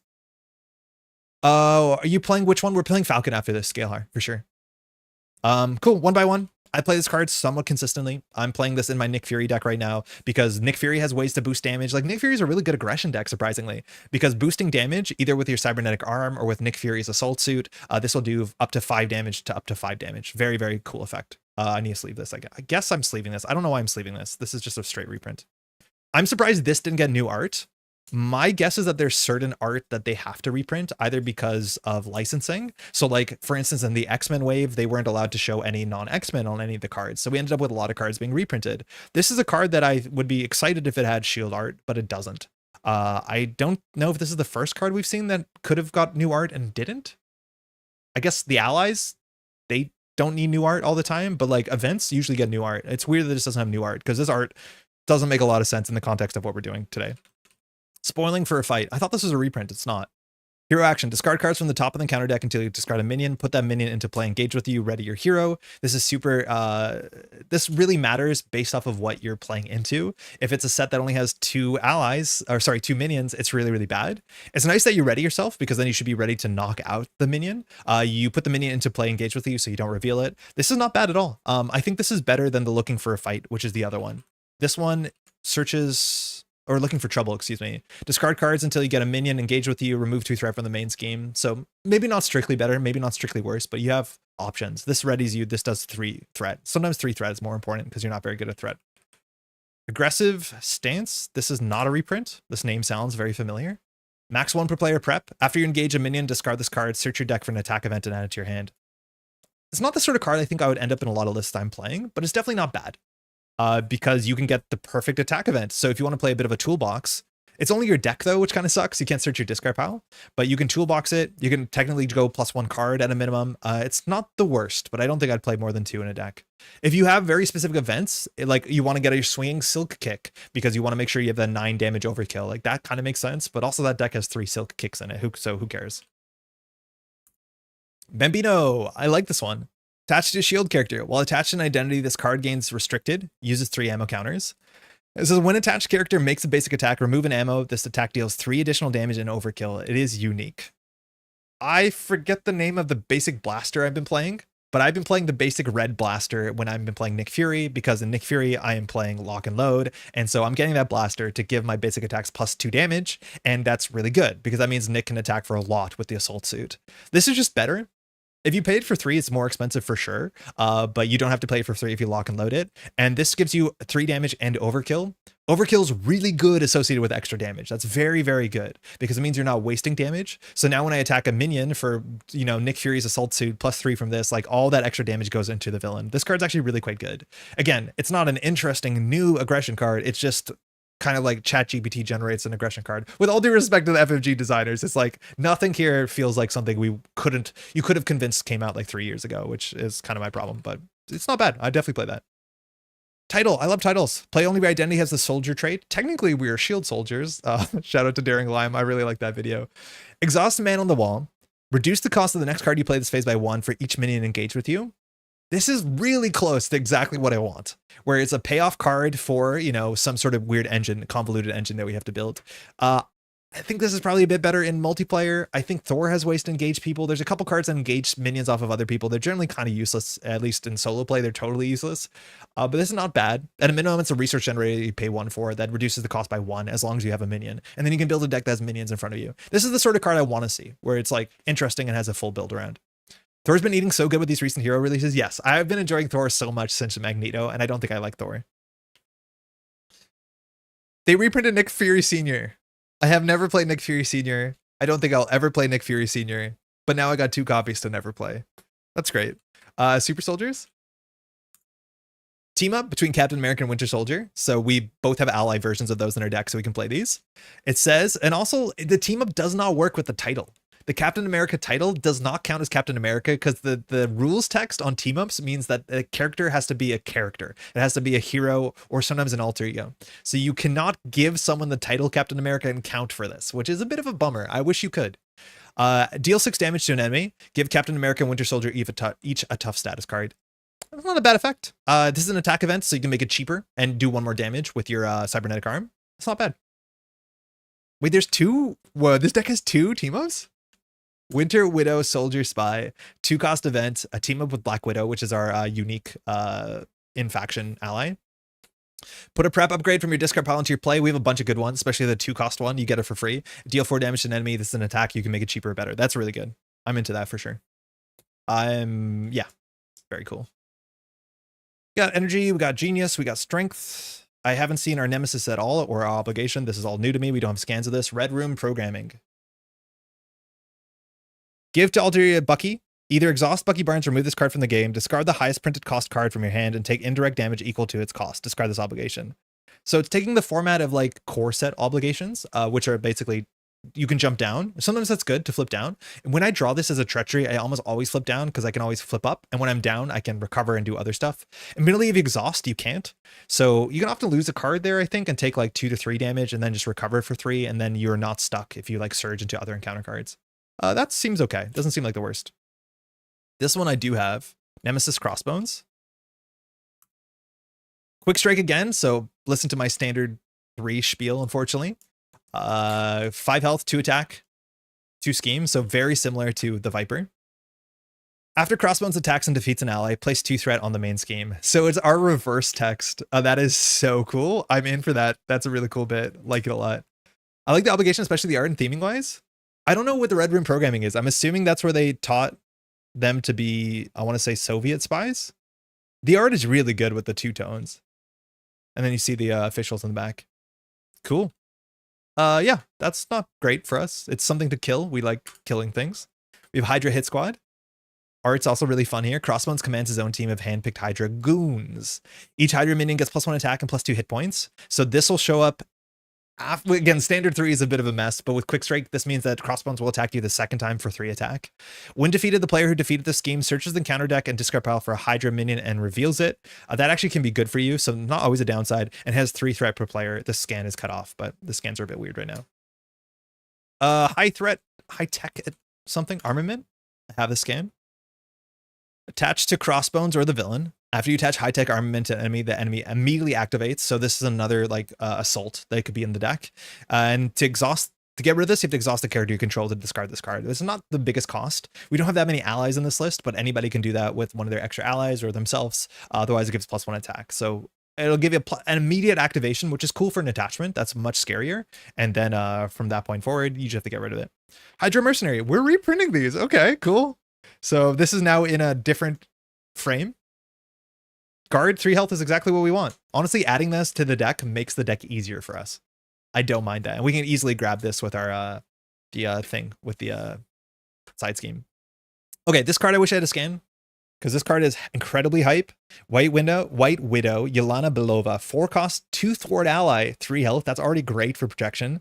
Response: after you resolve the ability of a preparation card you control, heal damage from White Widow equal to the card's printed resource cost. So good. So good. I'm playing a fair few preparations on accident. There's some good preparations in protection. Of course, you can play Black Widow with this, play protection Black Widow, which you can, or just play some of the cool preparations in like Nick Fury protection, or you have some options for sure. But this is just basically a 2 thwart ally that will never die. That's cool. I'm in. Very expensive. Very cool. We have another Super Soldiers. We have another Winter Widow Soldier Spy. We have Blizzard, which is one of our Thunderbolts, and the last card here is S.H.I.E.L.D Deputy. I didn't know if we're going to get one of these. Apparently we are. Is that Elektra? Yeah, it is. S.H.I.E.L.D Deputy. So it's a 0-cost title upgrade. Play only if your identity has the S.H.I.E.L.D trait. Oh, that's not good. Attached to a friendly character. Attached character gets a +1 hit points and gains the S.H.I.E.L.D trait. I don't know why you'd play this. There are a couple cards that you can only attach to S.H.I.E.L.D cards. I couldn't tell you what they are besides some of the like guns and stuff that we saw in this pack. But this card's really awkward compared to a lot of the other cards that do something like this, like honorary Avengers and honorary whatever. Anybody can play them. Oh no, it says play only if identity has the Avenger trait. So they're all like that. Oh, okay, never mind. They're all like that. I don't play these cards often, so that's not that different. I just think making somebody S.H.I.E.L.D is not that important. There's not a lot of S.H.I.E.L.D payoffs. Web Warriors, great payoffs. X-Men, great payoffs. Avengers, great payoffs. Guardians, okay payoffs. S.H.I.E.L.D, I couldn't tell you a payoff for being a S.H.I.E.L.D card. I think attaching an upgrade that just gives someone +1 health is not worth it, but I do not know, chat, if you can know why you'd make somebody shield. I do, off the top, I do not know why we'd make someone shield. It doesn't seem like a valuable trait to give to anybody. I don't know a card. The shield team card is like really bad. Oh, I guess you could play like Field Agent. That's maybe a thing. Field Agent's probably the best card. I do play Field Agent, unironically, a lot of times in shield decks. So that's probably the best card. But I'm struggling to find another card that I want to play. So maybe you can go like make your make some sort of unique ally shield and then Field Agent them forever. I can't tell. Blizzard. Whiteout Blizzard.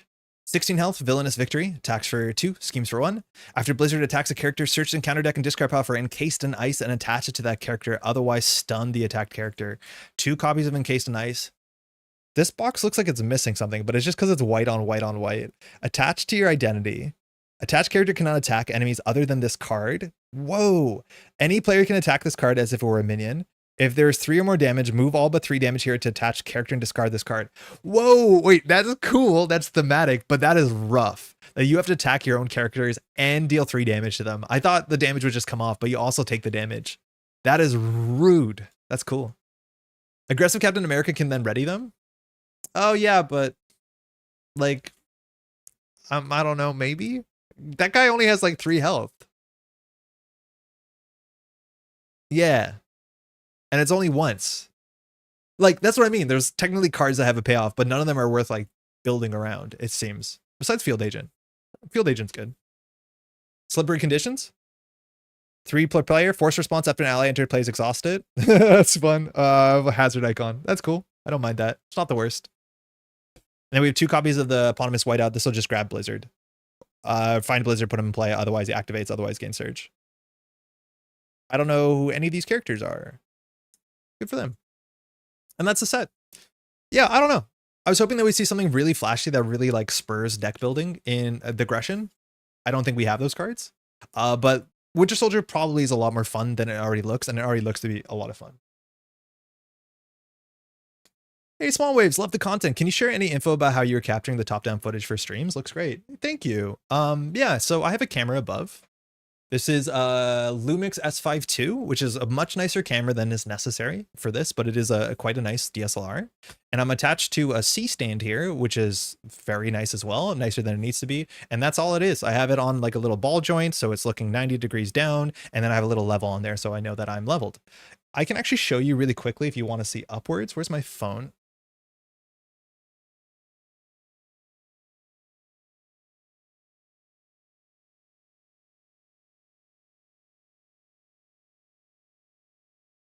There it is. So it's a camera. It's on a C stand. I got some sandbags on it, and it's just over, and that's it. Super, super, relatively simple, but relatively expensive. That's for sure. And then that I have a capture card on my computer that grabs it. Microphone is just attached to the computer, or attached to, sorry, an audio interface attached to the computer. I would say for a lot of people, you do not need to do this. A lot of phones are actually very, very good. A lot of cell phones are fantastic. You can get some pretty easy over-the-table mounts. You attach your phone. My phone, unfortunately, is from like 2017, so it doesn't actually have a good camera compared to modern phones. So this is the route that I went on. But I also do have a background in this sort of stuff, so it kind of made a bit more sense. That's how we do it. Relatively simple setup, and that was the idea, that I want to always have this up and not have to rebuild it constantly. Hopefully that answers the question. The Red Room is where Widow was trained and where Bucky was brainwashed. They were both brainwashed to an extent, but it's a bigger focus on Bucky's story. Oh, cool. I know very little about either of the characters that we sing today, so excited to learn a bit more.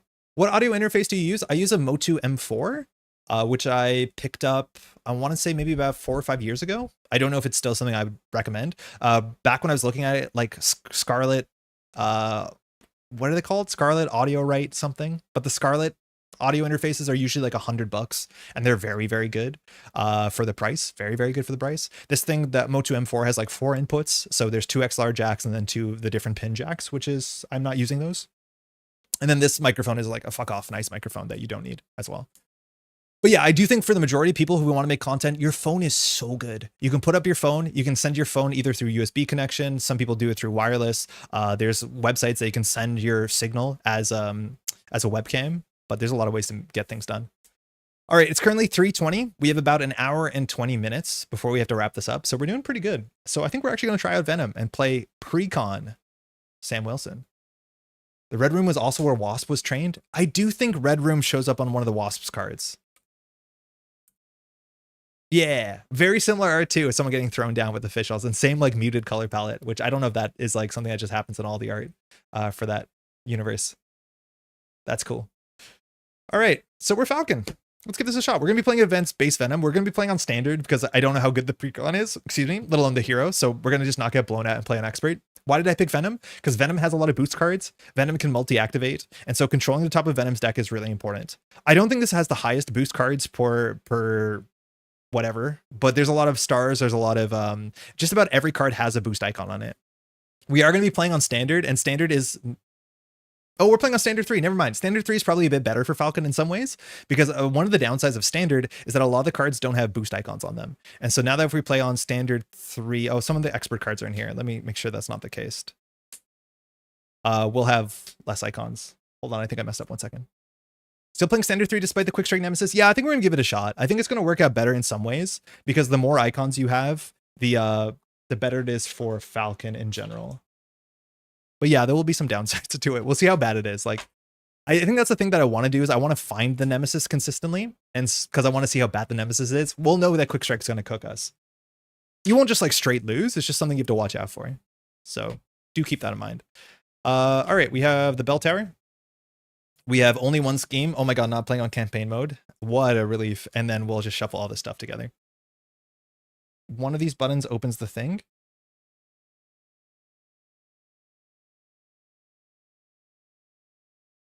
There it is. Venom starts on 17 hit points. This is Venom. We're playing on standard as much as this standard 3. Venom comes in with toughness and 17 hit points. Venom says, after you attack and damage Venom with a card you control, so attack is an important word there. Technically, this text is slightly different. They errated it, but I think you still get the same understanding. Place a face down boost card on your identity. A face down boost card on your identity is just giving a face down boost card to the villain. The next time the Venom activates, we'll grab all the boost cards. So I wanted to know, because I'm using a Roadcaster Duo for most of my streams. I do production for my friend. Oh yeah, I'm not too familiar. Rode makes good stuff. They just do. Classically makes some really good stuff. I think I know other folks who use the Roadcaster, like software audio interface stuff. I haven't myself, but I haven't heard bad things at all. Like, I've only heard good things. God, that Power Flight art is so good. All right, our main scheme is Leave Us Alone. So we're playing with all of the normal stuff that we would. So let's do... One of these does it. So we're going to be playing with Venom. So boost icons, 0.8, not too bad. A lot of star icons though, so those generally count for abilities. Symbiotic strength, also 0.8, but a lot of star icons. So there's going to be very few cards that don't have something in the bottom corner, which is great. And then down to earth we have to play with, also 1.1, actually pretty higher compared to the other stuff. Symbiotic strength has a bunch of like small minions, and we're going to get attacked multiple times in a turn. That is something you have to watch out for. It says put the bell tower environment into play, quiet side face up. This is the bell tower. Very important thing. Us flying around the bell tower in the church, like that thematically made sense. I wanted to find an aerial villain, but there is, again, no villain that starts aerial. They can gain aerial, and I guess technically Mr. Sinister can always be aerial, but there was no like straight aerial villain. If there's at least 3 chime counters on here, you have to flip it as soon as you get at least the third. So if I put a bunch of chime counters on there, we'll flip immediately, but you generally want to go to 2 and then jump up to like 5 or 6. It says interrupt. When any amount of damage would be dealt to Venom by an attack, you may choose to place them here instead. Now the damage has to be done, so toughness will stop it because toughness prevents all the damage. But we can choose between hurting Venom and hitting the bell. And again, in the lore, the symbiote is a bit allergic to the sort of that sort of resonant sound. Now I just want to check. Falcon's text does not work during the setup, right? Because during the player phase, play with the top card in the counter deck face up. That's only when we're in hero mode. So we're not going to see the top of the deck when we finish shuffling. So we're going to shuffle. We have to put the deck here because we're going to be able to see the top of the deck. So I guess we'll put it here, which will be slightly awkward, but we have to know the top of the deck because of our Falcon ability. All right. This is Captain America's shield. These are set aside, and we will shuffle up. Oh, the back of Leave Us Alone. Excuse me. Back of this comes in with 2 threat, 10, and then we lose. Force interrupt. When Venom activates against you, move each face down boost card from your identity to Venom. So that's just reminder text. That's a bit more interesting when you play multiplayer because each player has their own pile of like impending boost cards. But for us, it just kind of works like deal yourself a boost card. This is the Precon deck. So the Precon deck has a lot of 3-ofs that should not be 3-ofs. Like our team card shouldn't be a 3-of. Our reserves should not be a 3-of. So we're going to have some bad draws every once in a while, but we'll be at least able to focus more on Falcon's kit because it'll be by definition the better cards in any hand, I'm assuming. That's mostly it. We're Sam Wilson. Do we grab a bird turn 1? Do we bird up? Search your deck for a bird card. I'm assuming we go for a research generator. And if we open with the power of flight, that's really good because we can get it down for free. Again, sorry, I don't have all the scans for all these cards. I think we have like 90% of them, but there'll be some cards I'll struggle to bring up. There are also some weird resolutions. Y'all ready? Let's give this a shot. 6 hand sides. First card, Wingman. I don't like this card at all. I will not keep it by definition. Bird's Eye View. Okay, so this does threat. Remove 3 threat from a scheme. You may discard the top card of your counter deck. So currently there's 2 threat on the main scheme. I don't think I want to keep this because we can just threat 2 to this ourselves. I don't want to spend 2 for this. It is an aerial card, and playing aerial cards for our Falcon ability allows us to manipulate the top of the deck. So there's some value in it, but we're not going to struggle to find an aerial card. Spectrum. So we could get this on the table and spend our whole hand on it, which is a possibility. And then we could get a big Spectrum and do nothing else. I'm not really interested in getting a big Spectrum. I'd rather set up with some upgrades and like actual setup and grab a bird and do all this sort of stuff. So I don't think I want to open with Spectrum, but you could definitely open with Spectrum, especially if you're playing like Power of Leadership. So you have a couple like blue doubles. That would be really good. But we're just going to ignore that, I think. Strength and Diversity. Ooh, God, Precon feeling pretty Precon-y. I don't have the scan for this, but this card scales for every different trait in play. Unfortunately, that's really bad on turn 1. Soup Kitchen. Also, again, I don't think I like this card that much because it forces you to exhaust yourself. And that's really bad because we don't get the recover. And so functionally, we're spending our activation to reduce the card by 2 and we play Soup Kitchen. It's like nearly worth something here, but Cloud9, I'm not keeping any of this. Oh God, we're doomed. It's real bad out here. Leadership Cloud9. Choose a player until the end of the play. Each aerial character they control gets +1 thwart. Let's just draw 6 new cards. Flight Squadron. Okay, so this is our team up. Not super excited to put this on the table. Apparently we don't have the scan of this either. I think it's more than 90, excuse me. All your allies, we have +1 limit. After you play an aerial card, exhaust this, ready an ally you control. Not great. Okay, we got Red Wing. That's good. Red Wing's good. This is a good card. We have none of those. Red Wing's nice. It's an aerial card we can play for sure. And yeah, we want to spam Red Wing. So we're definitely going to use Sam Wilson to get our flock. Power Flight, fantastic. I don't have the new art of this. It's so good. But yeah, this means we can play Red Wing for free. The Power Flight does not work. Yep. Resource Reserve, not a thing. Oh, it's bad. It's bad. It's really, really bad. This hand is terrible. I don't understand why this deck has Resource Reserve. Because this deck has Power Flights, and you're always going to spend Power Flights because you always want a Power Flight. Unfortunately, that's not here. Okay, so microphone. Do I still sound okay? I need to get out of my frame so I can see the table. I think that's probably fine. So we'll use Sam Wilson's ability here. We'll discard a card to search our deck and discard pile for a bird card. I think we only have 3 bird cards. One of them is in our hand. So the other bird card that we're going to get is going to be the resource generator, the flock of something. I think we only have 3 bird cards. We have Hugin and Moonin. We have Falcon's Flock. And then we have Red Wing. I'm interested to see if we'll see more bird cards. Yeah, but that's it. Literally it. The deck has 3 bird cards. Okay. This is not a good start. So now I can't show you this card because I don't have the scan, I don't think. But remove a bird counter from here to generate an energy resource for an aerial card. It's not once per turn, it's once per card. So you can empty this, and we definitely will empty this. So we want to flip up first before we play this, because that allows us to control the top of the deck. We know whatever card's on the top of the deck, we'll get that as our first boost card. So we're trying to look for something with low numbers is my guess. But we have a couple ways to mill through it if we want to. Here we want to get rid of the thing that spawns our nemesis really quickly. Double attacks would be pretty bad. We'll see what we do. So we're going to go ahead and flip up with Sam. And now we're Falcon. With Falcon, we play with the top card of the deck exposed. This is +1 boost off the top. I don't think we care about that. That's totally fine. That'll just be Venom attacking us for 3. So we will power of flight. So it generates 2 resources for do I have Falcon's Flock? Yeah, I do. 2 resources for an aerial card. Bird up has 5 counters. So we can play Red Wing for 1, and we can play Arrow for 2. We actually can play both of these cards. Not bad. So I will use Falcon's Flock and throw out a Flight Squadron to play Red Wing. Comes with 2 health. We can exhaust Red Wing to return Red Wing to the hand to discard the top card of the counter deck. Choose to either deal X damage to an enemy or X threat based off the top card, which we don't want. Oh, we can't play this. Ass. Because this would be 1, 2, and then we don't have a third card.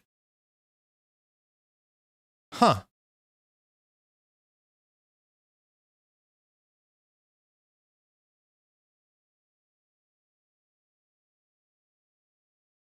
I guess we just play Resource Reserve and hold. Because I just want to get this out of the deck. Resource Reserve. So this thing can host what's it called, a double or a resource card. I don't think it's ever going to do its thing, but we want to get out of the deck. I think notably on Falcon that we fired Falcon, we can do the eagle-eyed. After you play an aerial card, so we played Red Wing, let alone we played Falcon's Flock, we can discard the top card in the counter deck. I don't think we want to discard that. I think that's totally fine. We will thwart for 2, and Red Wing will attack for 1. Next turn, we'll bounce Red Wing to our hand. In theory, we could have done this turn, but I'll just take the toughness off. We didn't damage Venom, and we didn't damage Venom, so Bell Tower, let alone the Vengeance, won't fire. And I'll hold on to Arrow. I'm not going to hold on to Arrow. And we'll pass. Another Strength and Diversity. So we have a couple traits. We have Avenger, Bird, Aerial. That's it. Literally this added Bird. We have Talon Line. That's a really good one. This can get a stun and can ready characters. We have the Wingman. Hate the Wingman. Bird of Prey. That's our 4 damage plus extra damage based off the top of the deck. We have another Wingman. Oh, great. Great. Very good. Just got a lot of Wingmen. That's good. This will go up 2-1. That die is totally gone to me. This will go to 1. Venom is now attacking for 3 and a card. Now, if I'm not mistaken, while this is on the table as a face-down boost card, we should always see the top card. So I saw 2 on accident, but we know that we're going to be drawing Volunteer Work as our encounter card. That's kind of cool. It means that you can make better decisions. So we can see if we're getting double attacked. So we can block with a minion and then we could be ready, or we can not exhaust the block the first, knowing it's a bad, like not a big attack and the second one could be bigger. But we technically know that that's there on top of the deck. So that's kind of cool. So we're getting attacked for 3. We know that there'll be no additional threat, but Volunteer Work will be on the table, and so we have to deal with that. We don't know the card underneath it, and knowing the card underneath is important for Red Wing. But this is spend 2 resources of any type to remove threat from the scheme, otherwise you cannot thwart it, equal to your alter ego's recovery. If your identity has a civilian trait, draw a card. I don't think we do. We're S.H.I.E.L.D. We're not a civilian. So we're going to have to jump down and deal with this sooner than later. I don't think our kit has any Confuse in it.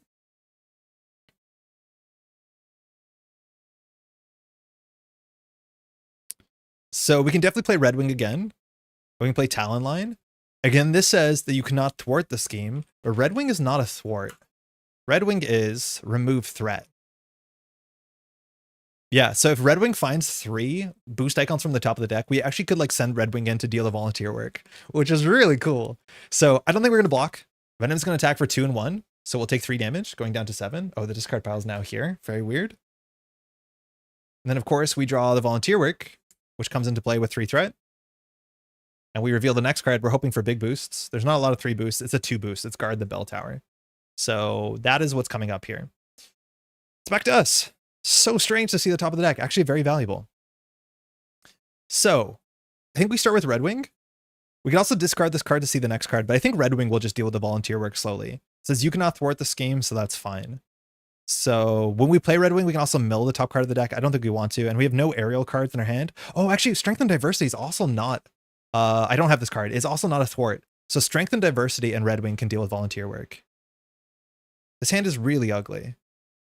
Gotta go eat breakfast, but got some work done, so I'm gonna bounce, but I'm looking forward to catching the VOD. Might throw the Netrunner VOD from yesterday up on my phone, break a leg. Enjoy the rest of the move, eh? Nice fix for the discard. It's still going to happen, but we have to put this here because we have to see the top of the deck. So it's like, it's a mixture of good and bad. But I think I like it there. We're going to need the table space soon. Okay, so what do we want to do here? We can play Strength and Diversity to do some damage. It's not an attack, so Venom won't do anything bad. It doesn't put bell tower counters either because it's not an attack. But if we play this, that's 2. We return Red Wing to our hand. We can play Red Wing for 1, 2, and then we have to hold Talon line, which is a bit ugly. I think we just let this acceleration go through. I think we just bounce Red Wing. So we're going to use Red Wing's text. Falcon's reveal top card ability is only on player phase. So villain phase, you don't know the counter being dealt out. Wait, really? That seems like a big difference. Oh my god, that's huge. Okay, so we shouldn't have known the card they were going to draw. That's probably easier, so that is such a difference in power level. Oh my god, I thought we would be able to know every encounter card that's going to hit the table, technically. That's at least a little bit less fiddly, but yeah, okay, so that's good to know. Good catch. During the player phase, so we have to flip it down. I guess we won't flip it down because we know what it is, but ugly. That's a lot worse. Okay, good call. Good catch. All right, we'll add Red Wing back to hand. Exhaust Red Wing. Return him to your hand. Aren't they usually gendered in their pronoun uses? Discard the top card in the counter deck. So we'll remove 2. Choose to either deal X damage to an enemy or remove X threat from a scheme. So this card is discarded, so we can see the next card. This has 1 boost on it. X is the number of icons, so we'll remove 2 threat from this, and Red Wing goes back to our hand. We have discarded a card, so used to being over there. In theory, we could have Talon lined, but we didn't use Falcon's ability. Then we'll use Falcon's Flock to play Red Wing again. And now with Falcon, we technically can discard the top of the deck. So hold on, we should do this in the other order. Because if we want to play Talon line, Talon lines, after you resolve this, discard Talon line for each icon, discard a card, choose 1, ready a character you control, stun an enemy. So just getting a single stun is like kind of fine. So we probably first play Talon line for 2. It's not aerial, so we can't reduce the cost. That's okay. And then when we play Red Wing, we'll use Falcon's ability to discard the top card of the deck using aerial advantage. It reveals stars or boost. That's pretty bad. We don't want that. And then we can use Talon line. That says that we can discard this to stun an enemy. I mean, that's okay, I guess. We will attack for 2. But instead of doing damage, we'll put on the bell tower. The villain, just so you know, the villain's boost card, basically. Yeah, we'll know the villain's boost card for sure, which is good. This is the villain phase, so I'm not sure if it would be top card during that, since abilities during player phase. Yeah, no, I don't think we'll see it. Bird of Prey. We want to use Red Wing for 1 because we're going to bounce Red Wing next turn. I'm glad that we opened with Red Wing, but I guess you usually do. And then this is damage, which I don't think we want to hold damage. I think we still want to set up. We have a couple upgrades we want to play. This microphone's really in the way. Okay, I think that's better. And we'll pass. So in theory, we have to flip this down. It's not a real point because we know we're going to draw it in a second. So 1, Hugin and Moonin. We have up, up, and away. So this is the defense card, so kind of useless with the stun. Bird of Prey. We have the Triskelion. And we have Flight Squadron. Yikes, these hands are bad. There's a lot of cards that I'm not excited to play. I guess we really have to be more focused on allies, and we're not exactly there yet. Okay, so that's that. This goes to 2 because of the acceleration. We don't get an attack because of the stun. We draw. Now we're angry. This one we have to get rid of. This comes in with 2 rage counters. I'll use red because of rage. Attacks gain overkill, which is frightening. After Venom takes any amount of damage from an attack, remove a rage counter here. So you have to take damage, which means we have to get boost cards. So we're going to have to attack twice, and then ideally with the boost cards, block with somebody and not have overkill. So we'll probably end up blocking with Hugin and Moonin as a bird. So top of the deck, now it's the hero phase. So we see it's a double boost. Not a huge difference because of volunteer work we can go through. None of these cards care. Actually, up, up, and away is actually not that good. This is a mess. We could do Flight Squadron. Oh, I don't have the art for this. Excuse me. And so it gives us another ally slot. And it says, after you play an aerial card, exhaust this to ready an ally you control. That's not very useful. So I think we'll just use Red Wing to start. So we'll return Red Wing to our hand. We discard the top card of the deck. So we remove 2 threat from volunteer work, which clears volunteer work. And we reveal 1 boost icon and a Sinister Strike. Okay. All right, so we can replay Red Wing. We should play Hugin and Moonin, but I'll put some minion into play so it shuffles the discard deck, which I don't think we carry that. One boost on the top is pretty good. We'll draw it as a boost card. That's fine too. So we'll attack with Falcon, I think, for 2 damage. We'll do 2 damage to Venom. And then Venom's ability says, well, a couple things. Firstly, Vengeance. After you attack with a boost card, place the identity, give it a face down boost card. So that's pending. We'll see the next card, which is 1 and 1. Remove a chime counter from the bell tower. Okay. And then we remove 1 counter from Now We're Angry because we did damage. Okay. I feel like we might have played a slightly complicated scenario considering we're really struggling to figure this out. So Red Wing functionally costs 1. Hugin and Moonin searches for a minion that we could find. It could ready us so we could go find our little symbiote. That would probably be the best case scenario. So we'll try it. We'll spend 1 for Hugin and Moonin alongside. I want to play up in a way. I'll get rid of Flight Squadron. So Hugin says, firstly, it enters play. This is after you play an aerial card. So I don't know. I think these have the same timing. Because Hugin and Moonin says after it enters play, but Falcon also says after it enters play. So I'm assuming we can choose which one goes first. Hugin's also not forced, but we're going to go for it. So we'll try Hugin first. I think that's how it should work. So it says, search the top 10 cards in the counter deck for a minion and put into play. We have Common Criminal.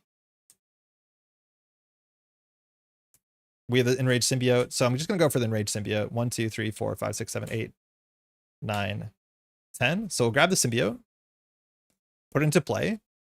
Has at least 1 icon. So ready 1 character you control for each icon. So that ready's Falcon. These cards will get shuffled, so the top card of the deck will be different. We need to attack Venom again. So Hugin will attack Venom. That will not flip the bell tower. And the Symbiote will be defeating with Falcon. I guess we have to shuffle the whole deck. What am I doing? Yeah, search the top 10 cards for a minion and put into play engage with you. Ready 1 character you control for each boost icon. That's a powerful effect, especially if you're playing a lot of allies. Top card, it's a Common Criminal, so that's 1 boost. So we're ready. We have an Enraged Symbiote. Has 2 health, has Guard and Patrol. So looking at our hand, we can definitely play Red Wing for 1, and then we have an awkward hand. If we play Bird of Prey, it just does 4 damage. It has no kicker. It's just a damage card. I'm surprised that we just have straight damage cards. So we could play Red Wing for 2 and not use the Falcon's Flock. I feel like there was a turn we could have kept the Falcon's Flock because we just had extra cards in hand and we had no reason to use this. There was definitely a turn that we used this where we shouldn't have. We would have had another counter because we were just discarding Arrow anyway, so we had no reason to save Red Wing. So we can play Triskelion and Red Wing, I guess. So we'll play 1 for Red Wing. He's back. Caw. And then we'll just play the Triskelion. So this just gives us another ally slot. It's the Triskelion. That's fine. So Falcon will attack for 2, defeating the Rage Symbiote. We can discard the top card of the deck, but we have literally no reason to do that. Hugin will attack for 1 into Venom. That gives us another boost card. So we know the boost cards here are 1, 2. So we're being attacked for 4. Top of the deck is another Now We're Angry. Ugh. We should have done that first before playing Red Wing. Hold on. We will errata this. So we're going to do an attack with Hugin and Moonin first. No. We're going to do Falcon first, defeating the minion. Then we're going to attack with Hugin and Moonin, which discards this. Then we're going to play Red Wing. And then now that we played Red Wing, we can play an aerial. We played an aerial card, so we can discard this card because I don't want to draw this card. So we just did them in the wrong order because if we're not going to use the ability, we definitely need to schedule it. So we can discard the top card of the deck so we don't draw that. And we see another card. I drew 2. So we now know that we're getting a boost. So we're getting attacked for 5 guaranteed. It doesn't have overkill, which is really important in this scenario. So we can always block with Hugin. We probably will. Where'd you get those dice? These are from Burger Tokens.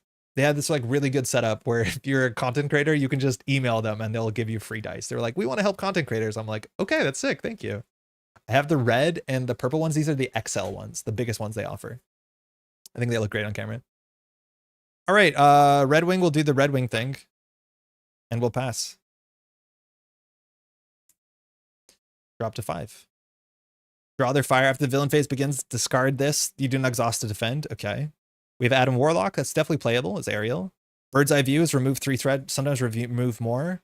Battlefield Awareness, this is when Falcon uses the basic power, exhausts this, discard the top card of the deck. So this actually gives us a reason to interact at the top of the deck. Seems important. And then we have Flight Squadron, which is our last copy. I don't honestly think we have to play it, but we might. This goes to 2. Venom's attacking 4. We know it's exactly 5. We'll just put Hugin and Moonin in the way. So Venom's attacking for 1, 2, and then 3 little boosts. So 3, 4, 5. The birds run away. I mean, fly away. Counter card. Dark Designs. Okay. So we put 1 counter on Pursued by the Past, and Venom schemes for 1 in a card.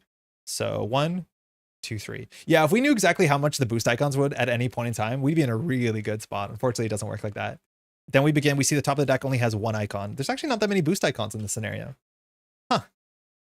Okay, it's back to us. God, these cards are so dead. This is a rough precon. So if you're playing solo, I don't know. So what can we do here? Aerial Awareness means that we can threat for 2 or attack for 3. I think attacking, getting some damage on Bell Tower is pretty reasonable. Adam Warlock is also not bad. Bird's Eye View can remove 4 threat, so we can get rid of Leave Us Alone. In theory, we're incentivized to bounce Red Wing. We're not going to deck out anytime soon, but bouncing Red Wing is like 1 threat, and then we can play it again, which is not particularly good because it mills the top at a minimum. I think we always play Battlefield Awareness. This seems like a very important card for us. So cost 2. It is aerial, so we'll Falcon. This is the annoying thing about Falcon's Flock, is we should count whether we're going to spend all our hand. I think we are. So I don't think we play this. And then we just play Flight Squadron, probably. Maybe Bird's Eye View. So when Falcon uses the basic power, exhaust Battlefield Awareness, and discard the top card in the counter deck, you get +1 for all the icons on the discarded card.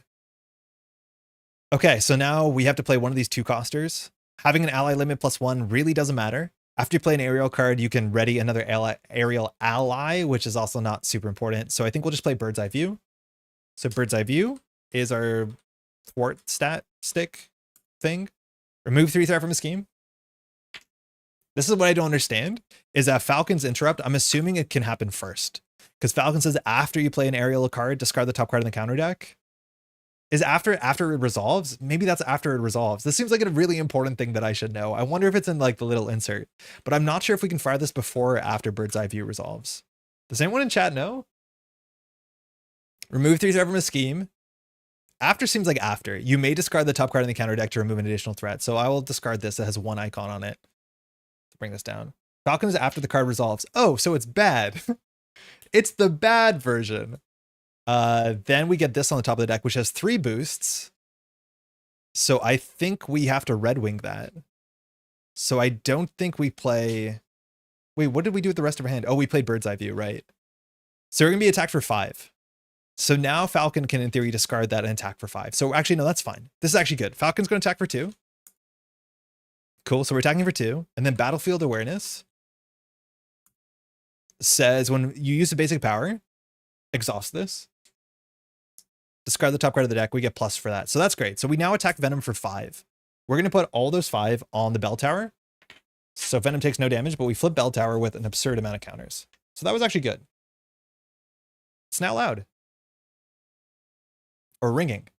So now Venom, all damage Venom takes is +1. And when Venom attacks would deal any amount of damage to an identity, remove a chime counter to prevent that damage. That is a forced response. Top of the deck going into the villain phase is no boosts, which that's perfect. And now we'll pass. Give me just 1 second.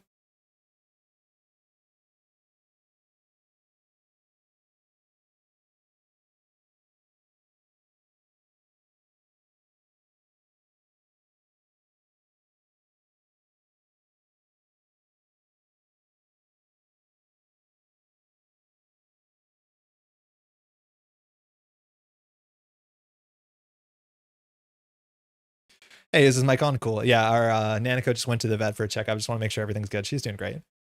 Okay, that's it. Drop. Genius, okay. Strength, okay, so this might be a turn that we actually end up using the resource reserve. We'll see. Strength and diversity, not good, but we haven't been playing our allies. We probably should focus on playing allies. We have aerial recon, which is a tactic that we can get in counter cards. And we finally found Captain America. I'm so excited for that card. I think aerial allies that have a response, you choose a resolution then. Yeah, that would make sense because they say when they enter play. So if they have the same order, you can choose the order. But for this card, you can't, because it has to play and then you resolve the text, because then it discards itself. That is intuitive, I guess. Triggered before the resolution, it would say when you play, but I'm not even sure that exists in MC. I think that does. I think when you play is real. This goes to 2. Venom now attacks for 2 damage. We could choose to block. I think we're okay blocking here. I think we want to preserve the bell tower. Actually, no, we want to do damage. So I think we just take the damage. So Venom now attacks for 2. And so we take 2 damage. But the bell tower says that we take this off of there instead. 1 encounter card. Threat or menace. When revealed, you may change form. If you're in hero form, place 2 threat on the main scheme. If you're in alter ego form, you cannot change form during your next turn. Ooh, if we could see the top card of the deck, this would be an easy choice. I think we just put 2 threat on the main scheme. Yeah, this is actually a reasonable hand for having a resource reserve.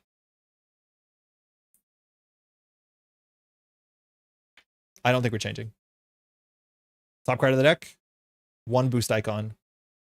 For whom the bell tolls. Okay, so we have to figure this out. We can play Strength and Diversity to remove some threat. It'll remove Aerial threat, Avenger threat, Bird threat. So it's 2 for 3. Not very good. Sorry, I don't have the art for that.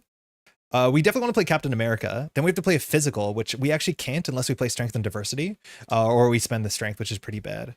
Captain America title. I want to get this down because it gives us Retaliate, and Retaliate is just so good against Bell Tower ringing because every Retaliate damage now does 2 damage. So I think we want to do that. So I think we won't play Strength and Diversity. I think we're just going to play Strength and Diversity for Captain America. So that's our title. We're now Captain America. Spend a physical resource, find Captain America's shield. I found it. Add it to your hand. If it leaves play this way, so it's in our hand. Notably, if it leaves this play this way, that's not an attack. So that actually beats like the text on Vengeance and all that sort of stuff because you do 4 damage without attacking. We now want to play the shield. So unfortunately, we just use our resource generators really poorly. If we hop down, we could get bird stuff happening. What does For Whom the Bell Tolls do? Remove 2 chime counters. If the bell tower is on its quiet side, take 1 damage. If it's on its ringing side, remove 1 threat. So we could grab that to not grab a card later, but we never know the card we're drawing into because this doesn't work the way that I imagined it would, which is not good. I guess we just dump our hand. Oh no, we could bounce Red Wing. That actually might be better than playing Aerial Recon. This one's the one that allows us to manage the top of the deck, but I honestly don't know if we need to do this. Aerial Recon. So it basically says draw an encounter card now to not draw one later. I don't think we're too concerned about that. It allows us to hop down. That's a cool thing, is that if we're not drawing an encounter card, hopping down, if this is at 0, there's no way we can lose. So that actually is kind of cool if you want to go alter ego. I'm just not super impressed with going alter ego on Falcon. At least in this build. So we'll pay 2 for the shield. America's shield. Because it's retaliate and +1 def.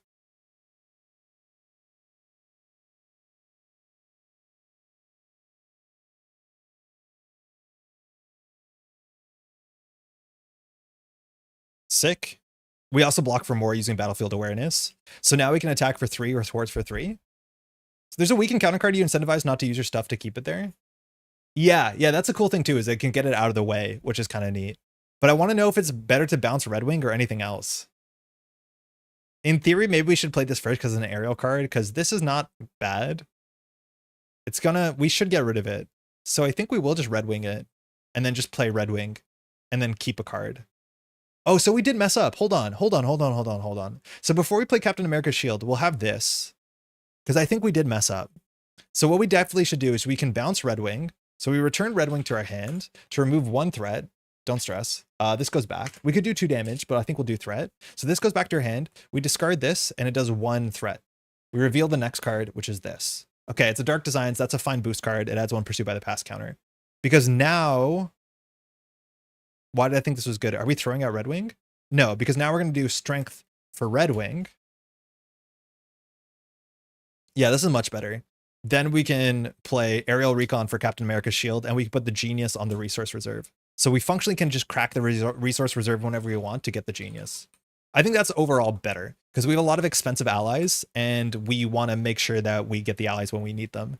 This has mental. There is a decision whether we want to store a mental or a physical. I think the difference actually is like the text on Spectrum. I think that's the one big contributor to which one we choose. So either we can give Spectrum, ideally we give her a wild, but do we want to give her +2 thwart? Yeah, I think thwart's better than attack. So we'll do that. Okay, Red Wing for 1. We will now attack for 1/2. We'll use Battlefield Awareness to discard this. So we're attacking for 3, +1 because of Bell Tower, so Venom takes 4. Do we want to attack Venom? I guess we do. And then Venom's Vengeance gives us this card, which we should see. So we're getting this boost card. It says remove a chime counter from the Bell Tower. It has 1 icon on it. Top of the deck is an Enraged Symbiote, which that will also engage us, which is ugly. And then we'll pass. Might not have been the best version of that turn, but we'll be okay. Resource Reserve is an action. Exhaust this. Okay, so it does exhaust. Well, that's only to tuck. Okay. To maximum of 1? Okay. Let's not have fun here, shall we? Power of Flight. Our deck has 2 Power of Flight, so we're going to draw some ugly hands here. Yeah, we drew all our resources at the bottom. Oh my god. Yay. It's so bad. All right, this goes to 3. Venom is now attacking. We know it's going to be an attack for 1, 2, 3. So we know what the damage is coming in. We're deciding whether we want to block. If we block, we take no damage. I think that's fine. So we'll defend for 3. So we take no damage. It's 1, 2, 3. This goes into play. And we do retaliate 1, which is retaliate 2 because of the Bell Tower. Because all damage is increased by 1. Symbiote comes in. Now the Enraged Symbiote is going to attack us. We didn't want to discard the top of the deck. We could have defended for higher, but we don't have to. And so now the Enraged Symbiote is going to be attacking for 2. We're not going to block, so we're going to take 2. And then we do retaliate 1 to the Symbiote, which has Guard and Patrol. We draw 1 encounter card. Nice. Harlem Protector. So now we really have to jump down. I don't have the art for this. So this is Harlem Protector. This is our obligation. It has a hazard icon on it, which doesn't fire now. It comes in with 3 emergency counters, and we have to, as an alter ego, spend a resource of any type to remove an emergency counter. Oh, that's really ugly too. Because this is an action that says spend 1 resource. So we can't spend a double for this. Well, we can, but we lose the double. So it's actually not a good hand to have a bunch of doubles, which I thought it would be. Because we can spend 1, we can spend 2, we can spend 3. Because you lose the extra you spent. You don't bank them. I depart for work. Shall check for the VOD. Good luck. Have fun. Thank you, Donovan. Enjoy your work. Okay. So we definitely are incentivized to jump down. That's for sure. The top of the deck now we see we've really ripped through the deck is 1 icon. So what can we do here? Red Wing can defeat the symbiote. We're exhausted because we chose the block. We always have to remember we have this here, which is a 4 damage. So in theory, this makes more sense. This is when Falcon uses a basic action. Okay. So I want to get rid of this, and I think we jump down because we know that Venom is going to scheme for only 2. So we're probably fine there. But yeah, the damage we've done to the deck is pretty rough. So we will return Red Wing to hand. I think we can do all of this. We just have to crack our reserve. So Red Wing returns to hand. Oh, we kind of don't want to do this. Too late. Red Wing returns to hand. We do 1 damage to the symbiote. Choose and either deal X damage to an enemy or remove X threat. Okay. Discarding for whom the bell tolls. It has 1 icon on it. The next card we reveal is 2 icons. If this activation is an attack, okay, so that's only 1 icon. So it's fine. Venom will scheme for 2. So now we can Power of Flight Red Wing again. Falcon, or this Falcon will scheme for 2. And then this is not a hero action, so we can flip down. We always can use Sam Wilson's ability here if we want to go grab our flock of whatever. Oh, we're decking out, so this is a bad time to be on alter ego, but we'll hope for the best. So we need to get rid of this Harlem Protector. So we're going to get rid of 3 resources. So it's action, spend a resource of any type, remove a counter. So we'll remove 1, we'll remove 2, remove 3. A waste of resources for sure, but it gets rid of this. This is victory 0, so we'll add it to the victory display, so it's not going to go back. Then we're going to grab the resource reserve from resource reserve, the resources we've reserved. And then we'll use that to play the Vibranium Microwave. I don't have to scan for this. This one gives us +1 defense. Every deck is a protection deck. And it says you can exhaust this when you would take damage to prevent 1 of the damage and deal a damage to anything else. We'll pass. All right, hopefully we draw a good mix of resources and allies. We have aerial evacuation. Oh, that's the card that we could use to jump down. Unfortunately, we didn't have that. We have up, up, and away, which is a defense card, which is not useful. We deck out. So we're drawing this card. Oof, that's worse. And so we don't know what the boost icon is. We'll be okay. New sleeves shuffle well. Having 4 defense and retaliate, and then I want to play a protection deck, or sorry, a leadership deck, make it make sense. I don't know. I just want to block.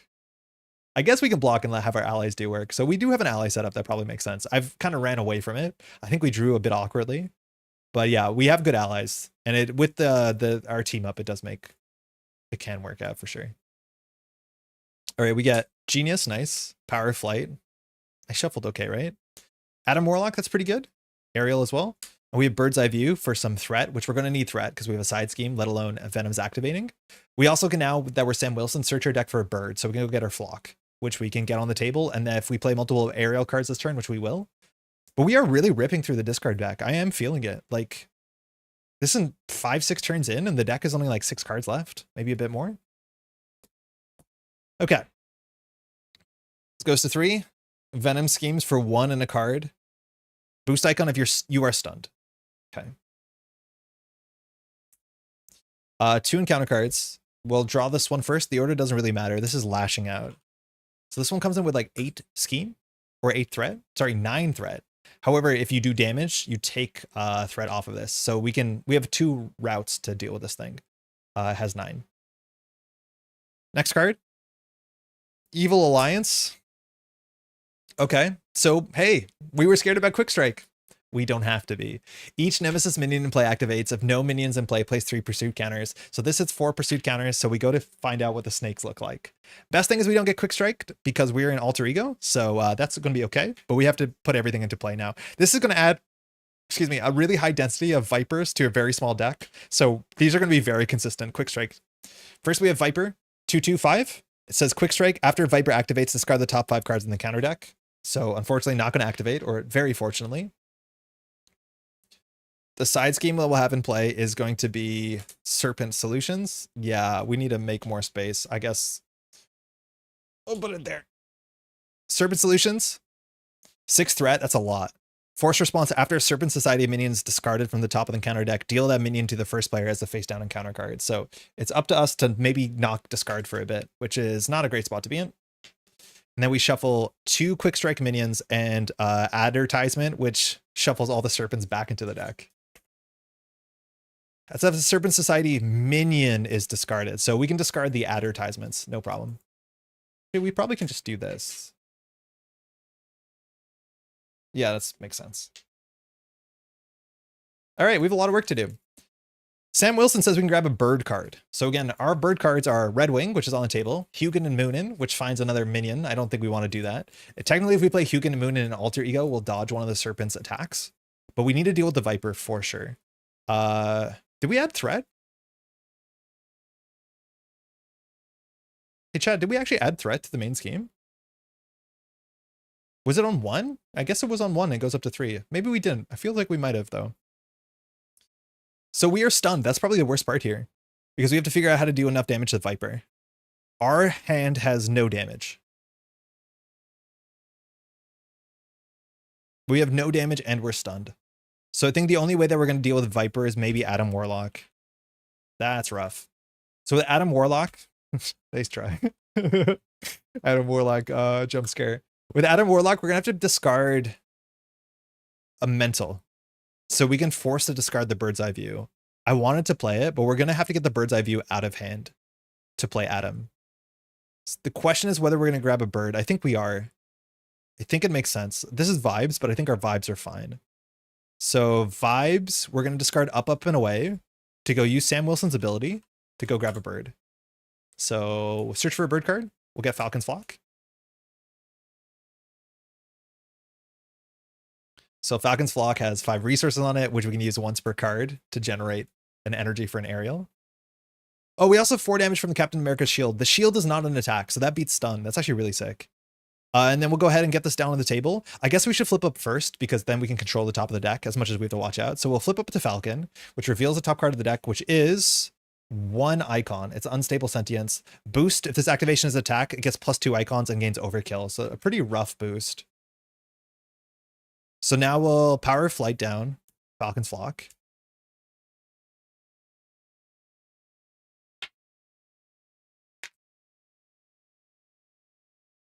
We will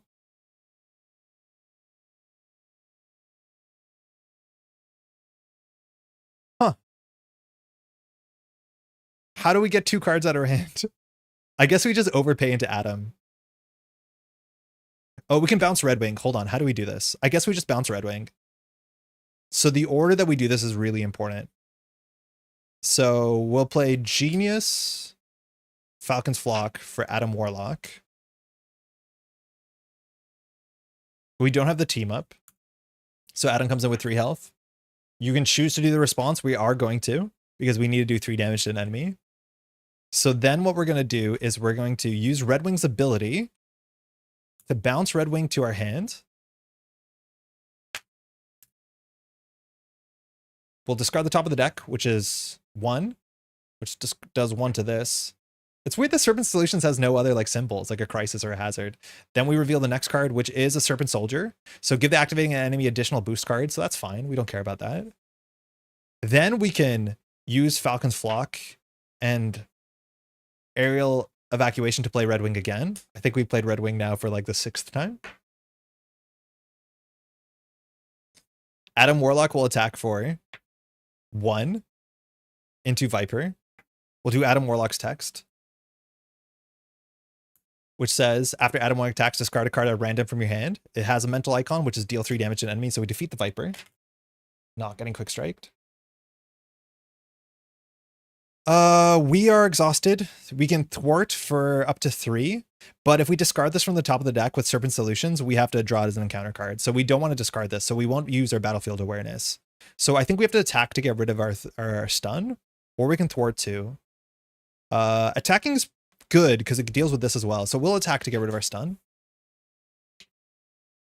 And then Red Wing will just thwart 2. If you attack Venom, you get another boost card, so we want to watch out for that. So we'll just bring that down to 2. Ideally, we draw 1 big attack and get rid of lashing out really quickly, and then we'll pass. That was reasonable.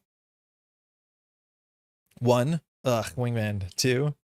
3. Like, you don't want to attach Wingman to Red Wing, because Wingman, like, if you discard Red Wing or return to hand, it doesn't matter. When another aerial ally would take any amount of damage, exhaust his ally to prevent 1 of the damage. I don't get it.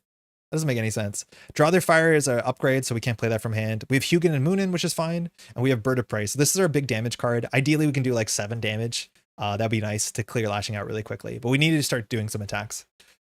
Okay, that's it. This goes to 3. Or it goes to 4 because of this acceleration. Venom is going to attack for 2 plus an unknown. We're at 5 health. We prevent 1 of the damage and do a return damage. I think we're going to block here. So we'll block for 4. Our first boost is Serpent Soldier. It says give the attacking enemy additional boost card. So we're still attacking for 1, 2. This says boost 1 icon. So we're being attacked for 3. Remove a bell counter. So Venom's attacking for 3. We take no damage. So we do Retaliate 1, which is Retaliate 2 because of the bell tower. Unfortunately, we can't use Vibranium Microwave because it says one Falcon would take any amount of damage, and we exhausted, so we didn't take any amount of damage. But this also does 2 damage. So if we didn't block, we would have taken 2. Venom would have taken 4. So blocking actually reduced the damage that came through. Counter card, Enraged Symbiote, 2 health, guard, patrol. All right, that's annoying. We have to deal with that because otherwise we cannot attack Venom, which we want to attack Venom. Hugin and Moonin will search the top 10 of the card, and we're definitely going to find top 10 of the deck. Excuse me. We're definitely going to find a snake. Top of the deck is Nowhere is safe, which is whatever. It's a 1 boost. Adam Warlock, we can force a mental, so that's good. So we can destroy the Enraged Symbiote by thwarting. What else do we want to play? Falcon does not exhaust to defend. Draw Their Fire is actually really good. It's an aerial card and it's free, so we should get that on the table. And we might just play Hugin and Moonin and not use Hugin and Moonin's text. And maybe even just Wingman Hugin and Moonin. I think Wingman Hugin and Moonin and using Adam Warlock. Wait, is this actually going to be good? Because Adam Warlock is really good.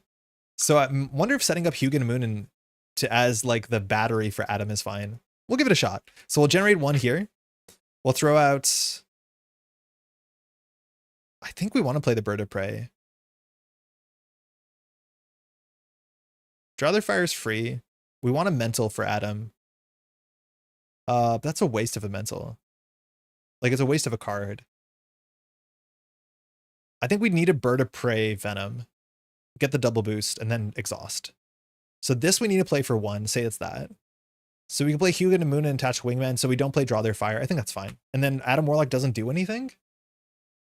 If we had Avengers Tower, this would be so easy to play Red Wing every turn. This exhaust to play your next ally, Avenger ally by 1. And Red Wing is an Avenger, so that's really, really good, because you just get that free loop every turn. So what do we want to do here? Because I think we need to do Bird of Prey into Venom. It's only going to be a 2 for 5, which is not fantastic. It says when Falcon would take any amount of damage. Exhaust this. What's that leadership card where you take a damage to generate a wild? I think you have to take the damage. You can't prevent it, right? Okay, how do we get through the symbiote? Adam can't do it on his own. Red Wing could do it. So Red Wing's back in our hand. Adam and symbiote do it. That's so ugly. Not good. It has patrol, so we can't do the main scheme. So we have to get rid of the symbiote. Another option is we can spend a physical, which we have Bird of Prey to just bounce the shield, but then we have to replay the shield. That's also not good.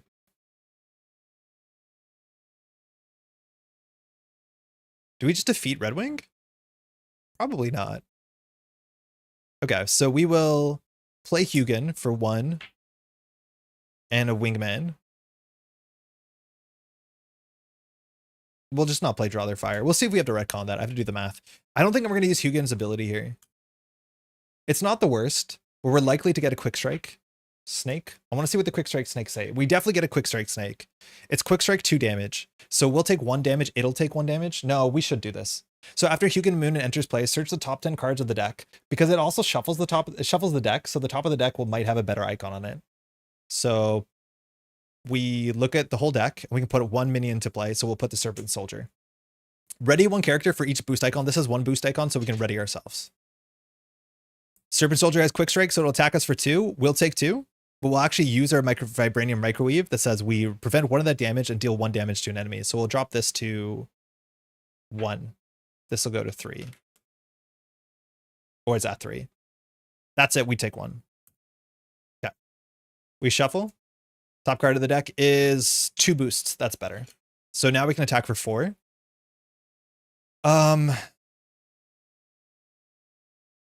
So we can play Bird of Prey.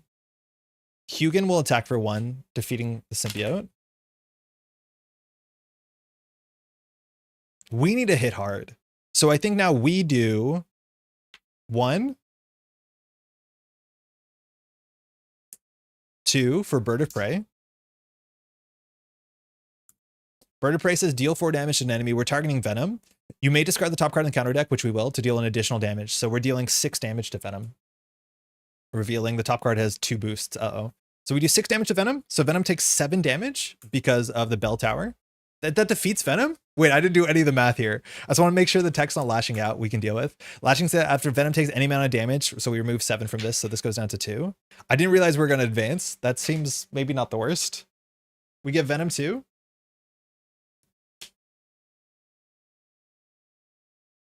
Venom 2 has 18 health. Toughness steady. When revealed, search and counter deck and discard all for Tooth and Nail. Oh, that was the next card anyways. That's bad. That's on the table because that gets us another card. That was maybe a bad time to advance. And Vengeance, after you attack and damage Venom with a card you control, place 1 face down boost card on your identity. So that we have to fire that because that's the Venom we attacked. Next, Adam Warlock is going to... We see the top card of the deck. It's 0 boost, but place a pursuit counter. Adam Warlock will thwart for 1. I really want to get this down. Clearing this will be fine too. We'll thwart for 1 here. And then we'll discard a random card from our hand. It's a mental. So if I'm not mistaken, we set this up so Adam Warlock can delete the Serpent. Unfortunately, one of the cards in the deck we draw, it puts the Serpents back into circulation. And we know guaranteed... Oh no, we discard... It's this. Oh, I shouldn't have looked at the card. Okay. So I shouldn't have looked at it because there's a card on the table. But this boost card is the Serpent card. I don't know the icons on it, but that means we won't shuffle the Serpents back. I forgot this was there. Excuse me. Okay. So now we can thwart for 2 to 3. So we can send Red Wing to clear Lashing Out, discarding Nowhere Safe. Isn't attacking Venom better than thwarting this? It is, yeah. It is because it deals off of both of them. And we get another boost card and we don't care because we're probably going to chump block. Yeah, so for both of them, it's fine. Oh, did we attack with thwarted lashing out with Adam? Yeah, you're right. We could attack Venom. We get another boost card. That's the only downside. But yeah, that's much better. So we'll attack Venom. So we'll attack for 2. Because it's increased. So we take 1 off of this, 1 off of this. And Venom's text says, after you attack and place damage, place 1 face down boost card. So now we see the last card, which has 2 boost icons on it. So we're going to get an acceleration no matter what. So now we should attack. And we can attack for 4, which will be 5. So we can clear most of this and most of that. And then if Red Wing attacks, we lose Red Wing, but we can clear Tooth and Nail. And then we have 17 boost cards, and we hope that they don't have Overkill. We can currently know none of these cards have Overkill. Actually, we don't know what the Lizard one is. I'm going to check because I know what it is. No, it doesn't have a boost icon. So we'll definitely not have Overkill. So we'll attack for 2 into Venom. Battlefield Awareness says, when Falcon uses a basic power, exhaust Battlefield Awareness and discard the top card of the deck. So we're discarding this as +2. So we're attacking for 4. The deck is empty, so we get an acceleration. That's worrisome because now all the cards are back. So we do 4 damage to Venom, which is increased to Bell Tower to 5. And then we do 5, so 5 off of this, this clears. And this is cleared after, so it's not in the discard pile at the time. Yeah, that was a lot better. We have to grab another encounter card. I think we'll know what it is. Because I think we see the card and then it goes down. Because that says after you attack. So during the attack, we should see the top of the deck. So the top card that we're going to add as a boost card is 0 boost, but adds a pursuit counter. So that's fine. So we're actually only being attacked for 1, 2, 3. We're only being attacked for 3 currently. So we don't actually have to chump block if we want to. I think getting rid of Tooth and Nail is worth it. The next card on top of the deck is an Enraged Symbiote. So Red Wing can bounce to hand to do 1 threat. The Symbiote kind of sucks. This is exhausted. So I think we'll just lose Red Wing here. I think it's better than losing an encounter card. So Red Wing, unfortunately, thanks Red Wing. We'll attack for 2. There's no way that we're not drawing the Enraged Symbiote. So Red Wing will attack for 1, so that's increased damage. So that goes to 2 damage. So we get another boost card. And we clear 2 from this. Because these all say, after Venom takes any amount of damage from an attack, remove an equal amount of threat from here. And Red Wing is, unfortunately, flying away. Top of the deck, so we'll know full boosts. Reveal this card. Oh no! So the card that we're going to draw as our last boost, because we went pretty hard, gains Overkill. So now Venom's going to be attacking for 1, 2, 3, 4 with Overkill. It's not the worst, because we have the Bell Tower, so we're probably going to block this. But that's a funny thing to see there. That was actually kind of sick. If we bounced a Red Wing, no, we're short to play it. I'm going to say Red Wall on accident at some point. Did you remove HP from Venom? Yeah, I removed 2 right there. From 11 to 9. Cool. We draw Arrow. Okay, we definitely should be playing our allies. Flight Squadron, maybe. Okay, hold on. Strength and Diversity. We need a board for that to be good. It's a very good card. And Spectrum. So we can spend our whole hand on Spectrum. It says tuck 1 card used to play Spectrum, so it's not like you can use Falcon's Flock. But we have a wild, so we might just make a massive Spectrum and see what Spectrum can do. So this goes to 6. That's a concern. Venom is now attacking for this whole pile. Technically, we know what all these cards are, so I'm just going to make sure we're not missing anything. So it's 1, 2, 3, a pursuit counter, a minion, 4. So we're being attacked for 4. A lot of cards, but we're being attacked for 4. So we will block with Falcon. We'll exhaust to defend. So we'll reveal the cards. First card, now we're angry. So this gets 2 rage counters. And now this attack gains Overkill, or all attacks gain Overkill. So that's worrisome. So it's attack for 3. Put this in play, engage with you. So this will attack us in a second. 1, 2, 3, 4. Place a pursuit. And having Dark Designs miss the cycle is pretty good. This goes to 1. So it's for 4 damage. We block for 4. We take no damage. Venom takes Retaliate 1, which becomes Retaliate 2. And that's it. Enraged Symbiote now attacks us. We're not going to block because we can't. So we're going to take 1. And Enraged Symbiote will take a damage from the Microwave. We're down on 3 health, but we have Bell Tower. Importantly, Bell Tower only prevents damage, if I'm not mistaken, from Venom. Yeah, when Venom's attacks. We draw 1 encounter card. It's Violent Tendencies. I always struggle saying this thing. Tendencies. 10 Violent Tendencies. Attach the villain. After attached villain takes any amount of damage from an attack, give the attached a face down boost card. That's cool. Face down boost cards are scary, but we get to see the top of the deck, so we'll know what they are. Speaking of top of the deck is a common criminal, so single boost. It's back to us. So this is an issue. It'll be at 8 of 10. So we have a 1 in how big ever the deck is to add threat to lose. We definitely need to be attacking Venom to get rid of Now We're Angry, because otherwise we get attacked for a lot. But we have to do 2 attacks to Venom to remove Now We're Angry. That's not easy because we get a bunch of boost cards. I think we're actually closer just to like killing Venom. I think we probably can flatline Venom this turn. We have, so we could just play Spectrum. I think we have lethal. Yeah, we almost definitely do. So we play Spectrum. That's our whole hand. 1, 2, 3, 4, 5 on Falcon's Flock. We'll tuck the wild. So Spectrum will have 3 attack. So that's 4 attack. Adam 5, 6. Yeah, we win here. Oh no, we have to deal with the symbiote. If we had one more resource, we could actually bounce the shield, which would be pretty hype. But we need a physical for that, and so we'll be short. If we needed a double here. But we do Hugin here. Spectrum attacks for 3, 4. Adam Warlock attacks for 5, 6. And then we have to discard a mental. We won't have a mental. We're literally 1 damage short, which means Venom will die to retaliate. I think that's still our best plan. It's currently 424. Yeah, I think we just send it. So we'll Falcon's Flock, generate a resource for Spectrum. Play 2, 3, 4, 5. We'll tuck a wild here. Get that out of the deck. And while Spectrum has a wild, we have +2 attack, +2 thwart, +2 hit points. So massive. Absolutely massive.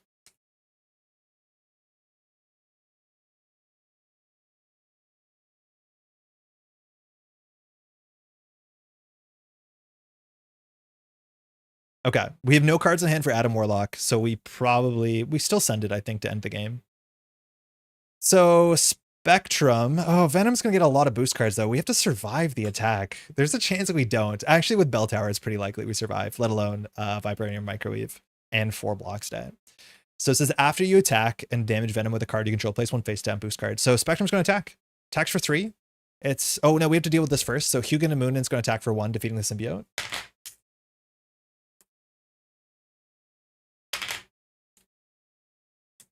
Spectrum's going to attack for 4. So Venom takes 4. So we get a boost card. This is 1 boost. We see the next card. It's 2 boosts, so a bit scarier. Want to see if any of this text matters. Violent Tendencies. Says after attached villain takes any amount of damage from an attack. Yeah, give the villain a face down boost card. Okay, so we're being attacked for a lot. 1 on top. If it dealt 3 or more damage, it did. It dealt 4. Discard this. Also, Now We're Angry. Brings us down 1 counter. That's good. Funny enough, I think we chump block with Spectrum. I think Adam Warlock now attacks for 2. We can't discard anything in our hand. Adam Warlock is defeated. We get a boost card because of Vengeance. Venom gives us another card, so we're being attacked for a bit. But we remove Now We're Angry, and this boost card of 3, we might be able to survive it, but we know for sure that Spectrum will survive it. So that's out as well. This goes up to 8. That's fine. Oh, she's exhausted. We're exhausted. We just pass. Let's draw 1, 2. We haven't played a Bird of Prey. No, we did. Power, Flight, Energy, Strength. Oh my god, our hands. We need to shuffle the deck better, I think. I guess this is why Resource Reserve is good, but I just feel like trying to avoid that happening. It's nice that it spreads it around. I definitely would play 1 of it in a deck, in a leadership deck, especially with a lot of resources. All right, this goes to 8. And Venom attacks. So it's just a basic attack, nothing to it. But we know how much damage this is going to do. This is going to 1, 2, 3, 4, 5, 6, 7, 8, 9. That's a huge attack. If we blocked for 4, we would take 5. So Bell Tower would flip and we would survive and we would defeat anyways. So we might as well just block because that wins the game. Yeah, we have no defense cards to play. So we're going to defend. We'll defend for 4. Venom's attacking for 1, 2, 3, 4, 5, 6, 7, 8, 9. So we block 4, we take 5, but first, oh, this has to fire first, which is really annoying. So it's for 9, so we're pending to take 5 damage, right? 3, 4, 5, 6, 7, 8, 9. We block for 4, so we're taking 5. Now, Bell Tower is a forced interrupt, so that will happen first before our hero interrupt. So this will happen first. When any amount of damage would be dealt to Venom by an attack, you may place that damage here instead. So this happens first. It has to happen. So we remove 4 counters. Oh, sorry, that's on the other side. Excuse me, that doesn't make any sense. So when Venom's attack would deal any amount of damage to an identity, remove that many chime counters. For each chime counter removed, prevent 1 of the damage. So we're still pending to take 1 damage, and that flips.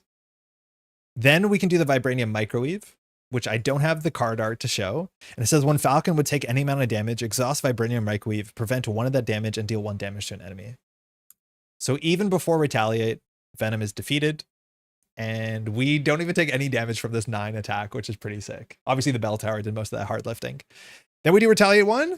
And just to see what counter card we would draw Volunteer Work. We'll just put that on the table. And then that is it. Not too bad. Honestly, not that bad. You win before? Yeah, we win before any of this happens, for sure. We immediately win as soon as the Vibranium goes through, which will happen before Retaliate.